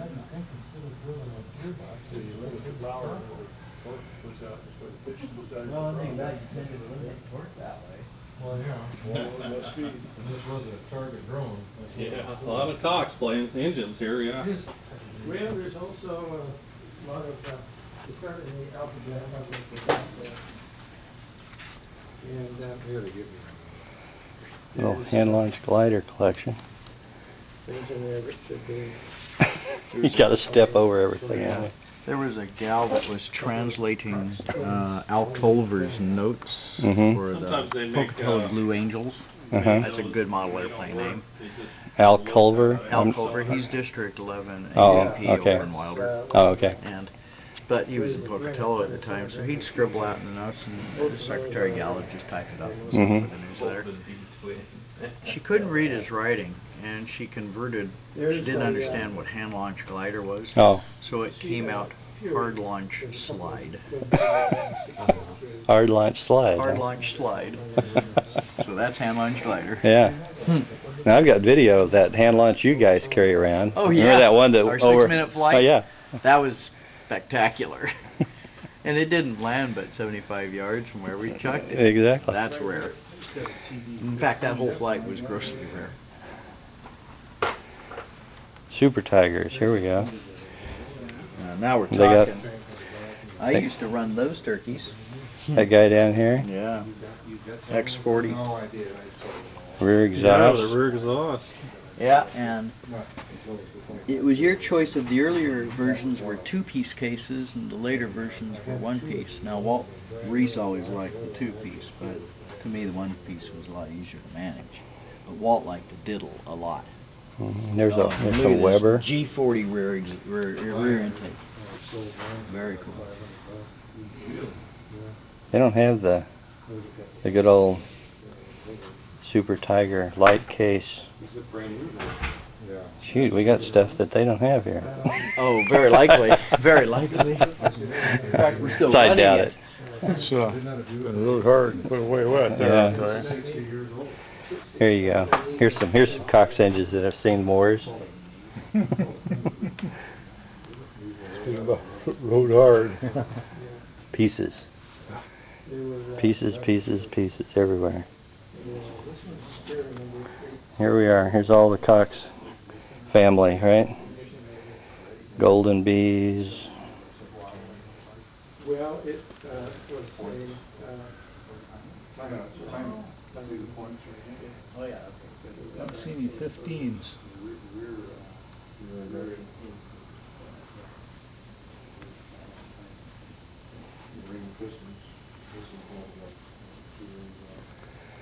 Here we go. This looks familiar.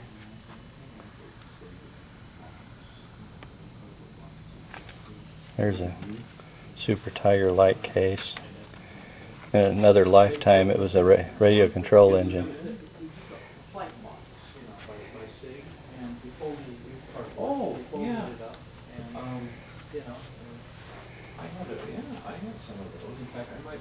Oh, here we go. Here's a collection. Radio control boxes. Yeah, the paper flight box. Yeah, sure. Okay, now I know what you mean. Rail. Yeah, we used to use them. And perfect size, you know.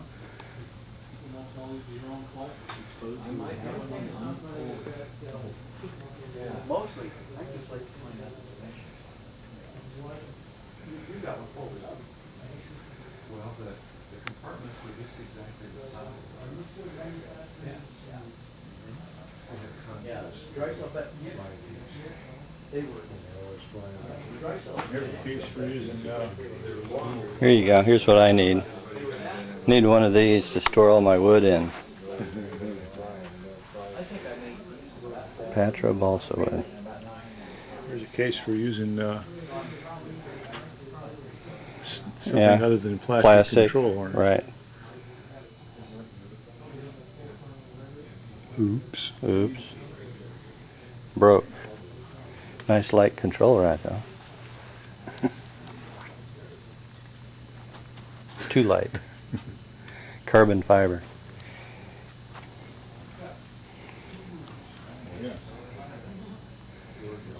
Yeah, the ends are a little,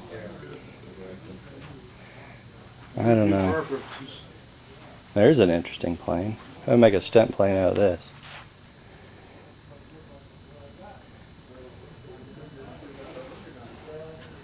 Looks like something Robert Stewart probably tried to make. Boy, this looks fancy. We got all kinds of, oh, this is a jet setup. It's got a little jet engine. It's got the little pressure gauges and instrumentation. Gotta be careful not to step on anything around here. It's everywhere. It's everywhere. Boats, old cars, magazine collection, RC modelers, RC sportsmen, model aviation. What's this one here? Model airplane news. All the latest versions.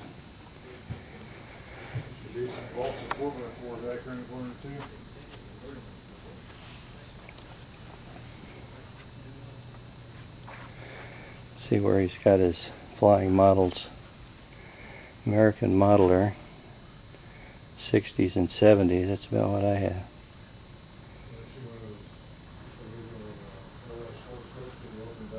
Oh sure, yeah, lots of shaking going on there. 1950. What was this one here? 1941.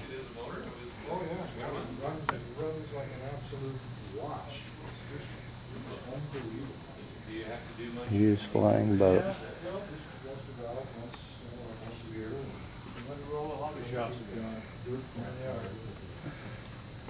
I've never stuck it in the ground,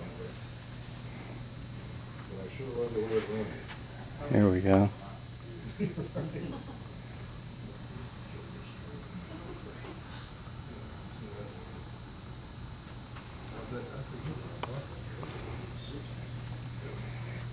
It goes on forever, Greg.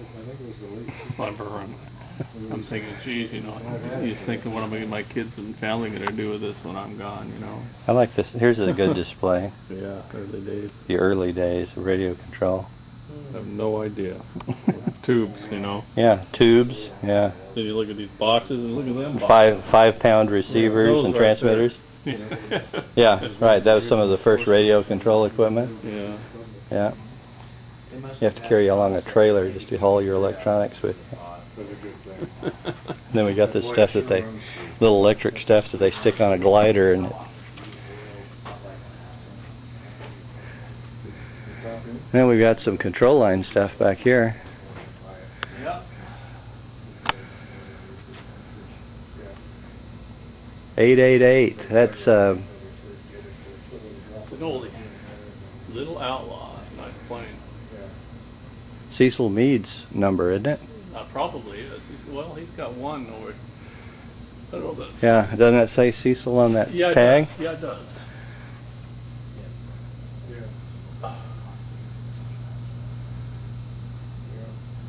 Cecil Mead, old time stunt in 1996.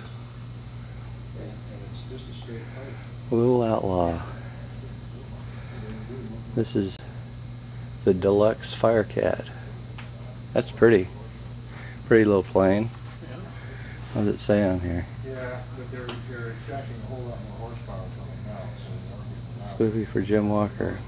that motor right there, a good 35. Pretty neat. Yeah, exactly. Well, look at them. Awfully Jeanette McCoy. Johnson 35 Yeah. with 3-wire Roberts flight control system. Every time you make a pass, you see something different. Right there. Cute little plane. Here we have a Buster that looks like it has been. What else we got up here? Looks sort of like a little flight streak without the flaps off it, or it has flaps, doesn't it? Yeah, it's got flaps on it. It's got movable flaps, yeah. Carrier plane, flies the wrong direction. And then what's this thing here? This looks like a... I don't know what that is. Oh, is it radio control or no? It's control line. Courtney. Courtney is what it's doing. What's the name of that? Looks like a panther or I was gonna say it's a cougar or a cougar, panther yeah. or something like that.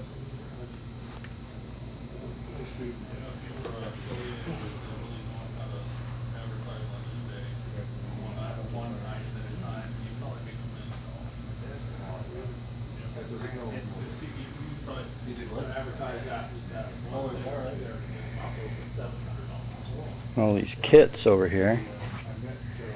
Oh, this is another Fire Cat under construction. Pretty woodwork.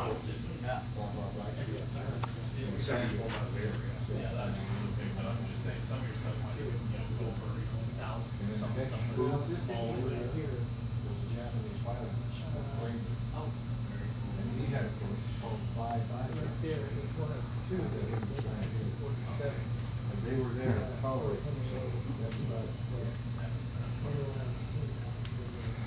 This guy, I'm happy with the old man. And this kid tried to always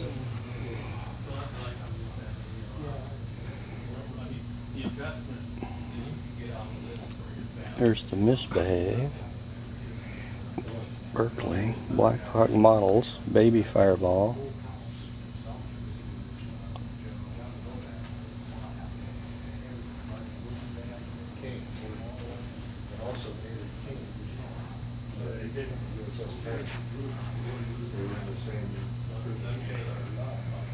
What do you think of that?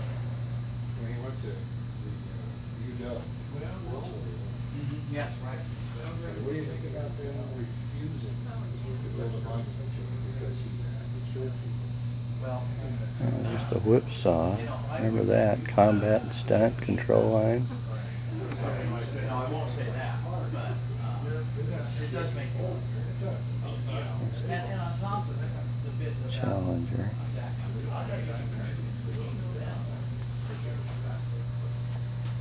are an endangered species are going to be revered and yet The Medal of Honor. Yeah. And they're there spouting off their BS because the guy might.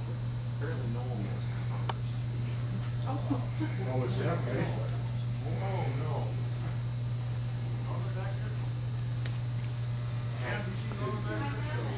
We missed somebody? I'll look for her. This one right over here. Okay. We're missing Norma. Uh-oh.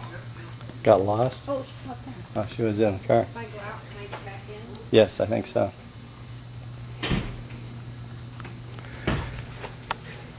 Was everybody going out? Is there another area or something?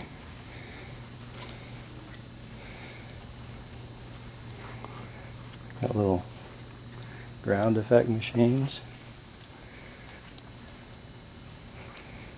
Got a shop back here. A lot of plans.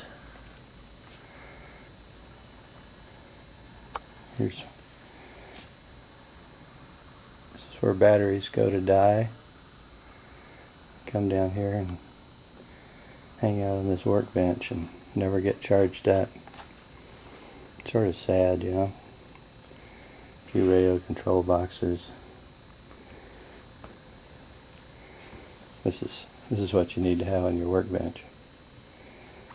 Everything you possibly could need to fix any problem right here at your fingertips.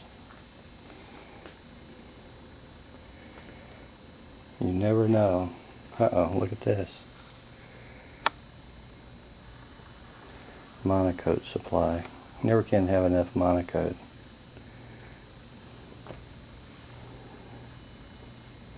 Tissue.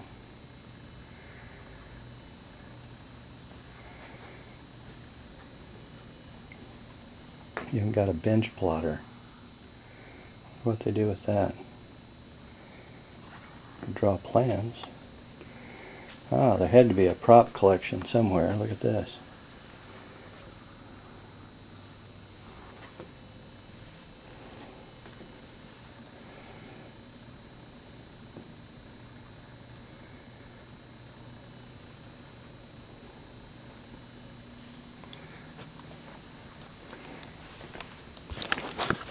Looks like everybody went over to the building next door. I wonder if they got some more stuff in there. Okay, it seems that he also collects cars, so we're going to go in here and look at his car collection.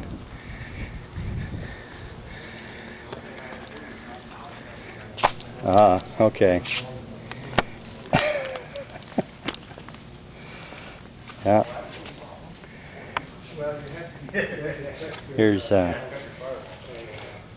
Here's what you need right here. It's black though, is the only problem.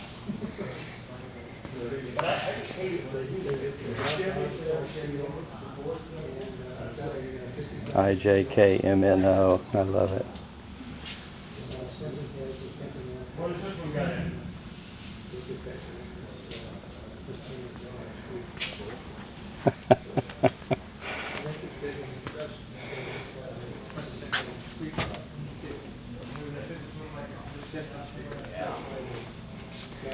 Yeah.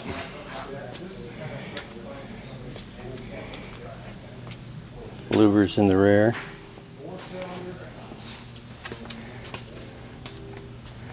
I like the license tag.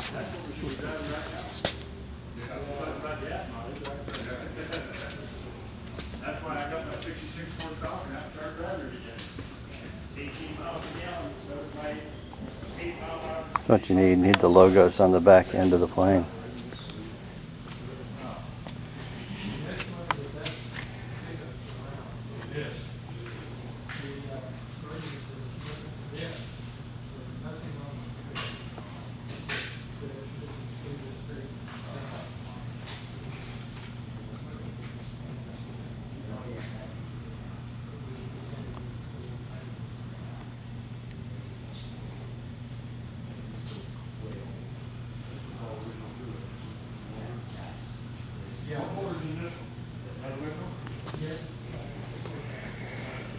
And we got a few old cars here. So I'm really into a restoration here of a old Ford Roadster. Well, we got a bunch of Fords. Is that what most of these are? He looks like a Ford man. Yeah, Ford man for sure. Well, no. Oh, he's got a Chevrolet engine and a Ford. Best Ford in here. Yeah, that would be a small block there. And what kind of head? It's all aluminum. Yeah, it's probably out of a Vega. Oh, look at that.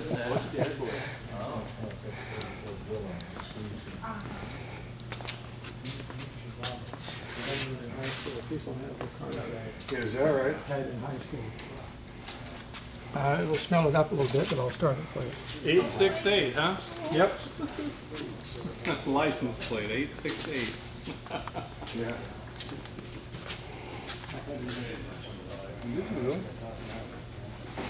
Well, Another airplane wingman on a Ford. driver's license.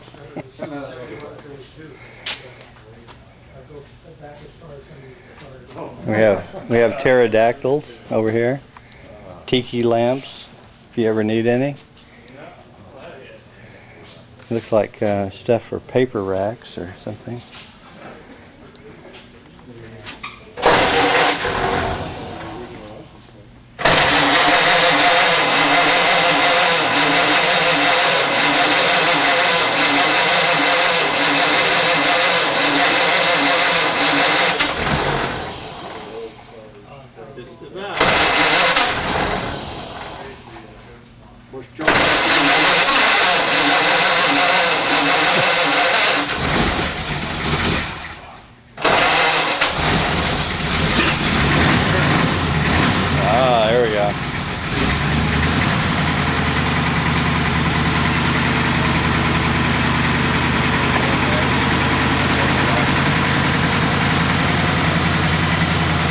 Are you here, are you?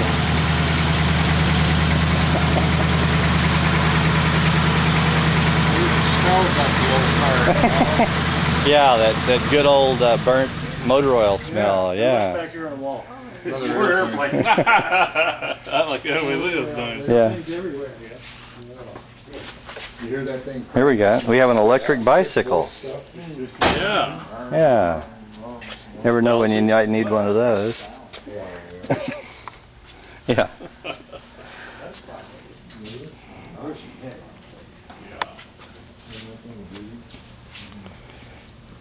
1929 Ford.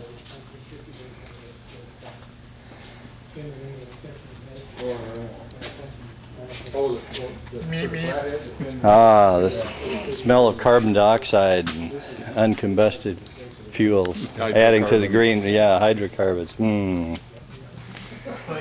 He seems to like 1929 Fords and thereabouts, doesn't he? That's a 1934. He's got two 29s. What's this one? It's 34. This is a 34? Isn't it? Originally? Doesn't say. It looks sort of like that one, but with a... I don't know. I guess it doesn't. This is older. This is a coupe. This is more of a family car here. And it's got the real trunk on the back. You know, this is the first trunk right there. But it's actually probably a model airplane box that's got... Yeah, it's radio controlled. See, and there's the little helicopter that I remember my father getting back in about 1950 or so. You could buy a little electric helicopter. Look at the oil in the back seat.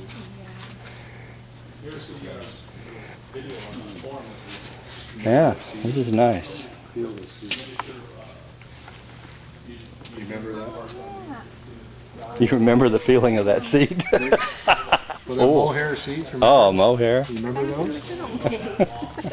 Not the back seat, the front seat. She only remembers it from the back seat.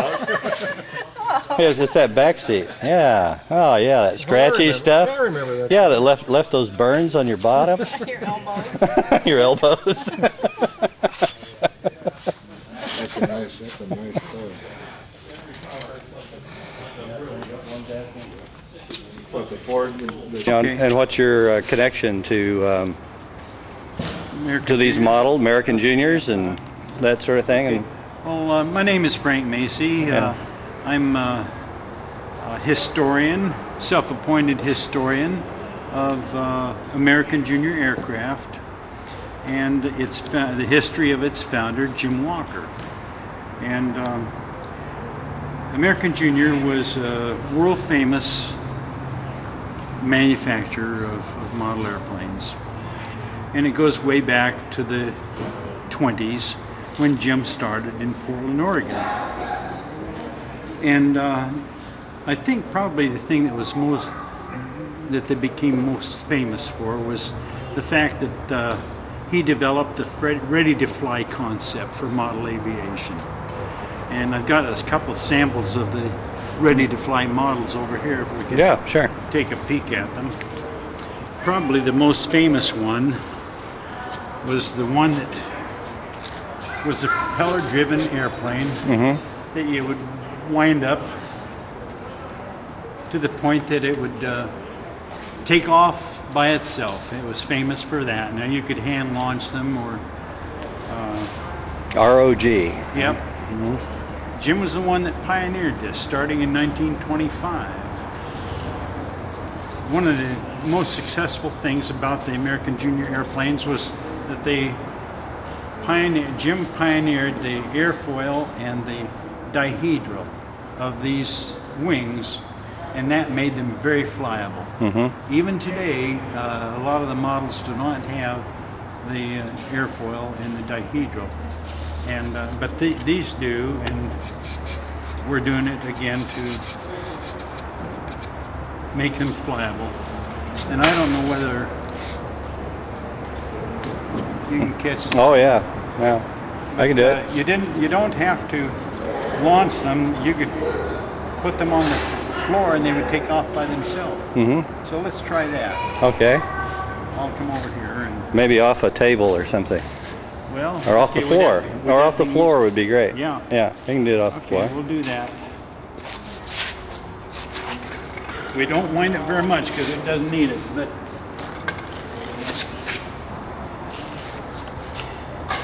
whoa, okay. got that? Yeah. And even landed on the gear, that's good. Pardon me? Even landed on the gear. Yeah, you bet. And that's the ready-to-fly airplane. Out of the bag or out of the box and into the air in 30 seconds. Right. Another one was the folding wing glider that he invented in 1939. This is a 1947 version of it. But the idea behind this was that you could fold the wings up, fold them back over the tail, and it becomes an airborne rocket. You could launch it straight up into the air. When it goes up and stalls, the wings click open, and you jump on your bike, your trike, or whatever, and chase it. But even as a glider, just as it is, it's a good flying model. Yeah. So Jim was a pioneer in this, and I became involved in it as a child. Jim Walker became my boyhood hero. Really? And I grew up and wanted to go to work for Jim, but by that time he had died and left this sphere. So you have a new fan over here. Oh yeah, okay. Can you bring it here for me, son?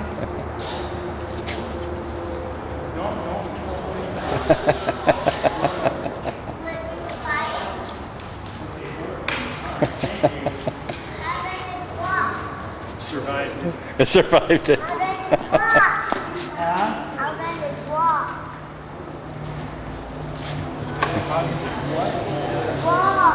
does it work? Yeah. Well, it flies up in the air. Don't play with those now. Don't follow these techniques. Okay. This flies up in the air. Your dad's gone. Okay. Anyway. A little diversion. A little diversion. The future generation here. Just really? Find your his daddy. He'll probably want to grow up and work for you and. Probably so. Anyway. Oh boy. Anyway, Jim had passed on by the time I had grown up. Yeah. And he has 3 daughters and no sons. And since I didn't have a dad, I kind of adopted him. Yeah. And the history was so interesting and significant to me that I decided, since I didn't work for Jim Walker, I could anyway. So one morning I discovered that thought in my head as I sat pondering all of these things, and I thought, well, okay, go to work for him. Save the history, write the history, you know, promote the hobby for what he started, you know, don't let it die. And so that's what I'm doing.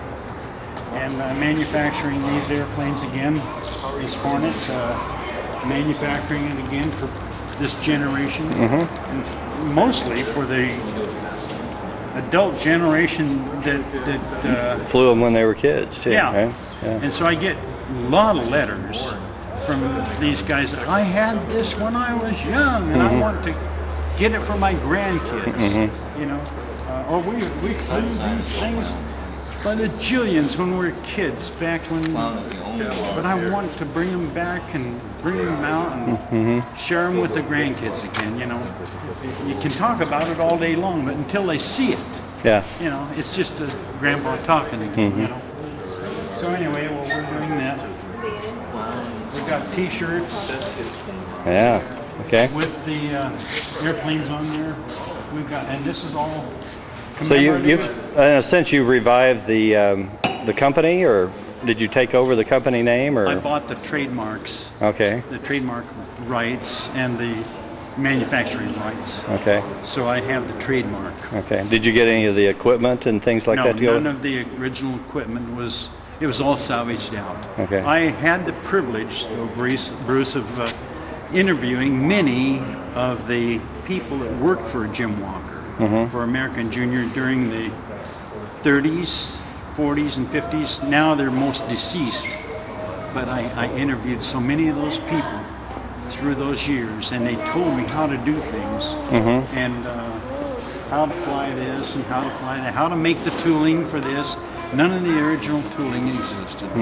So you had to recreate everything. Yep. So that's quite a process. Right, sure. Great. You want to show these other models? Oh, you're going to do a little demo here? Yeah.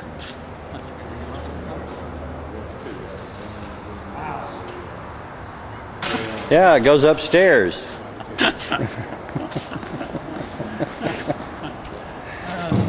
How do you get it to do that? You fly up the stairs. Wow. He's going to talk to that man in the camera. We're going to play over here, okay?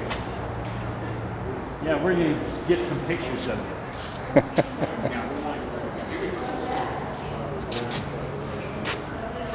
We have it about right. We'll put a few more knots in it this time. Those that knots right there. I'm helping you out. If you're airplane, I'm helping you out.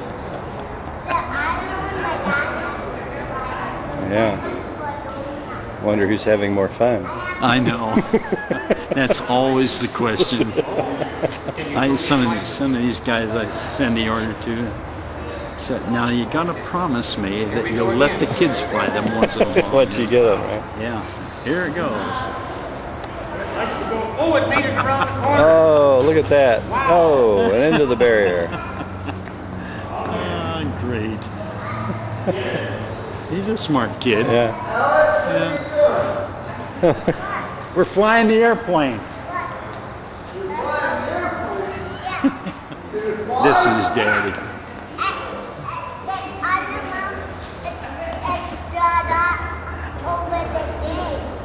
Oh, wow. And that's your 4-year-old pilot. Yeah, there you go. Yep, you bet. Says he has a pilot's license. Great. Yeah, that's right, that's right. Okay. Did we get you a pilot's license for that board? Yeah. You got it. Okay. He's all got right. a pilot's license. Okay, he's a real American Junior Air Corps pilot license. That's Yep. good. We have those. We actually Make up pilot's licenses, Yep. right? Yeah, Have an official. Yeah. There we go. Yeah. Pilot's license. Yeah. Fireball Frank. Of course, we talk about safety on the back end Oh, too. okay. Well, that's good. Yeah. See if I can get that in there. Can you focus on it? Yeah. American Junior Air Corps pilots responsible for the safety of the public. Violation safety rules and regulations. Great.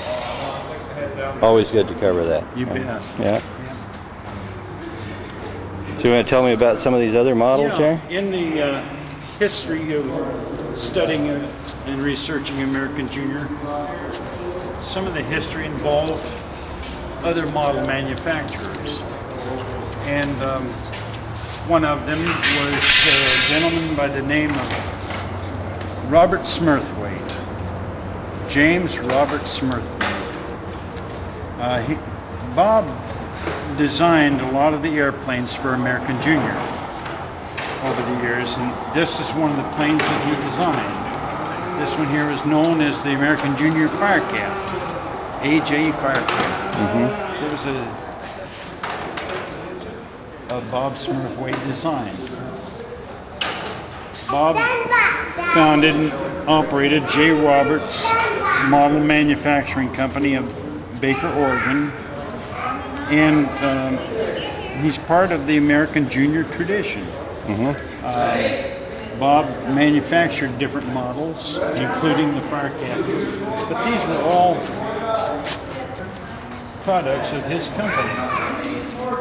Now, the idea that another company did work for American Junior is profound, but only from this standpoint. Bob Smurthwaite, though he worked for Jim Walker during the years, the early years of World War II, did not want to work for anybody else, and he didn't like Portland, Oregon. He was born and raised in Baker, Oregon, and he loved the wide open spaces and the country feeling of Baker, Oregon. Well, Jim Walker was so impressed with Bob's talents and abilities that Jim offered to build and buy Bob's shop in Baker, Oregon, and outfit him for production purposes, which he did. And because of that, the Firecat was manufactured by Bob in Baker, Oregon for American products, American Junior products in Portland. And it was the start of a very long and profound friendship and cooperation. Bob designed many airplanes for American Junior. After the war, he was one that redesigned the old folding wing glider. Bob brought it up after World War II. He brought it up to the jet age, with the jet design, jet configuration, and all that. And so he contributed greatly to the success of American Junior in that respect. This was in 1947 that this made its appearance to the public. 1947. The year I was born. Really? 1947 was American Junior's greatest year.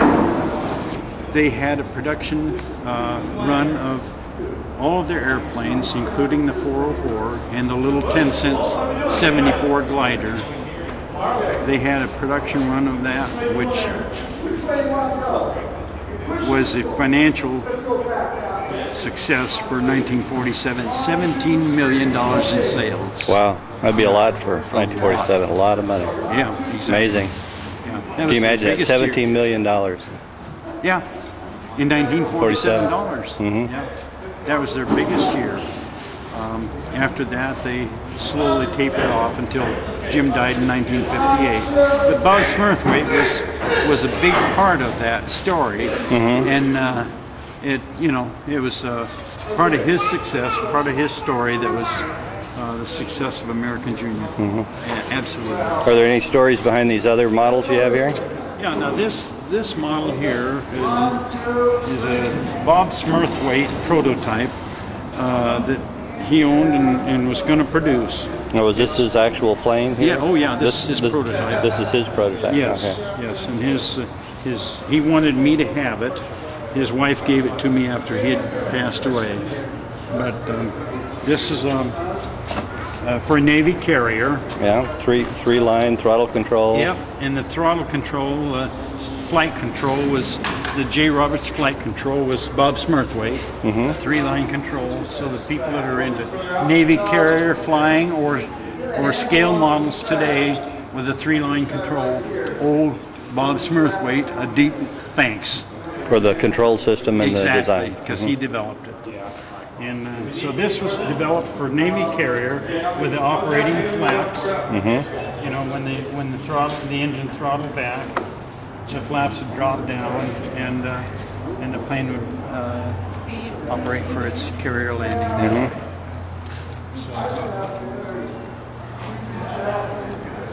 The three-line control was his idea for sport flying, and the stunt people never really picked up on that, but he was always disappointed that they didn't. But this was an example of his three-line control. And after Jim Walker died in 1958, well, Bob formed his own company, J. Roberts, and this was one of his first kits, the Cobra.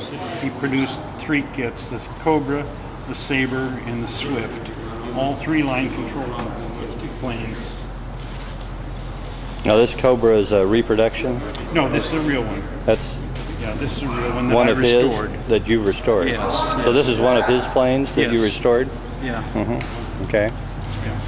Now this is, who's this guy flying there? The guy that's flying it can no longer fly real on the control handle. So he put himself in the cockpit. I see. Now, and he smiles out both sides? If you stand here, he did the same thing in the cockpit of the Firecat too. But it's the back of his head. That's the back of his head, because you can't see out of both sides at the same time. Yeah, well, that's probably good, I guess. And you want to watch the pilot in the center of the circle, right? Well, yeah. So in case he starts getting dizzy or something like that. Yeah, you know to take over control. Absolutely.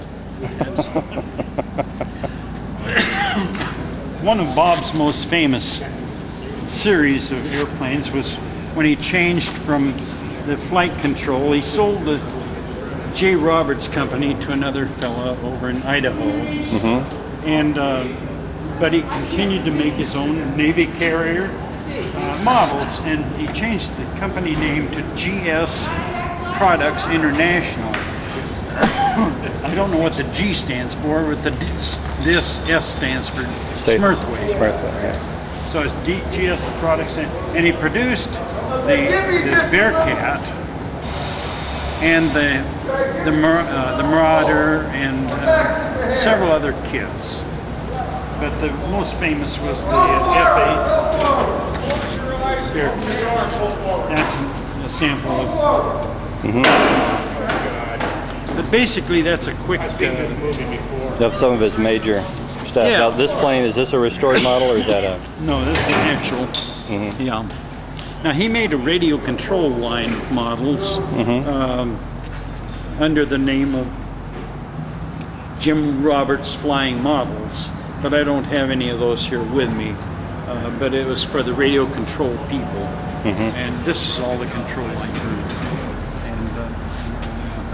Great. So do you have any intent of doing any restoration or bringing any of these models back or doing any of that? Or? Yes, we're gonna bring out the Firecat again in the fall.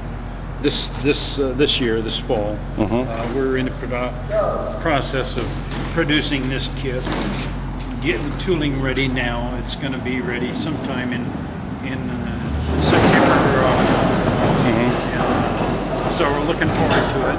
There's quite a bit of demand for it. That'd be a good old-time model, right? Yeah, old-time. Old-time stunt. Right. So is this pretty much the configuration of the model you're going to kit? Yes. With the aluminum landing gear? Yeah, it'll probably be without the pilot. Sure. Without the pilot? You're not going to provide that as a... No. Okay. The next model over now. Did you get a picture of this? No, I didn't. Okay. This is one of his. Yeah, this is one of his original kits. Scale models. The J. Roberts, the Martin AM1 modeler. They've got a real one of these at the Tillamook Air Museum. Yeah. Very rare. This was a very popular model airplane. This next one here is a model of a 1946 Fireball in a speed configuration. They chopped the wings short, and this was when they had a solid canopy for it, and they set it up for a speed Fireball, speed racing. The one that I copied this from had a larger speed engine, but this is an example of the design of the airplane. In 1946. And this one is set just strictly for static display. But it is all balsa wood. I don't have a... Like solid blocks and... No, it's hollowed out. Hollowed out. Oh yeah, it's very clean, very lean and very mean. And beautiful. But this is the configuration that I was able to copy from. The guy wanted his original and didn't want to part with it. No, I see. So you he had no problem letting copied me the dimensions and that sort of thing. Okay. Yeah, and he gave me the history of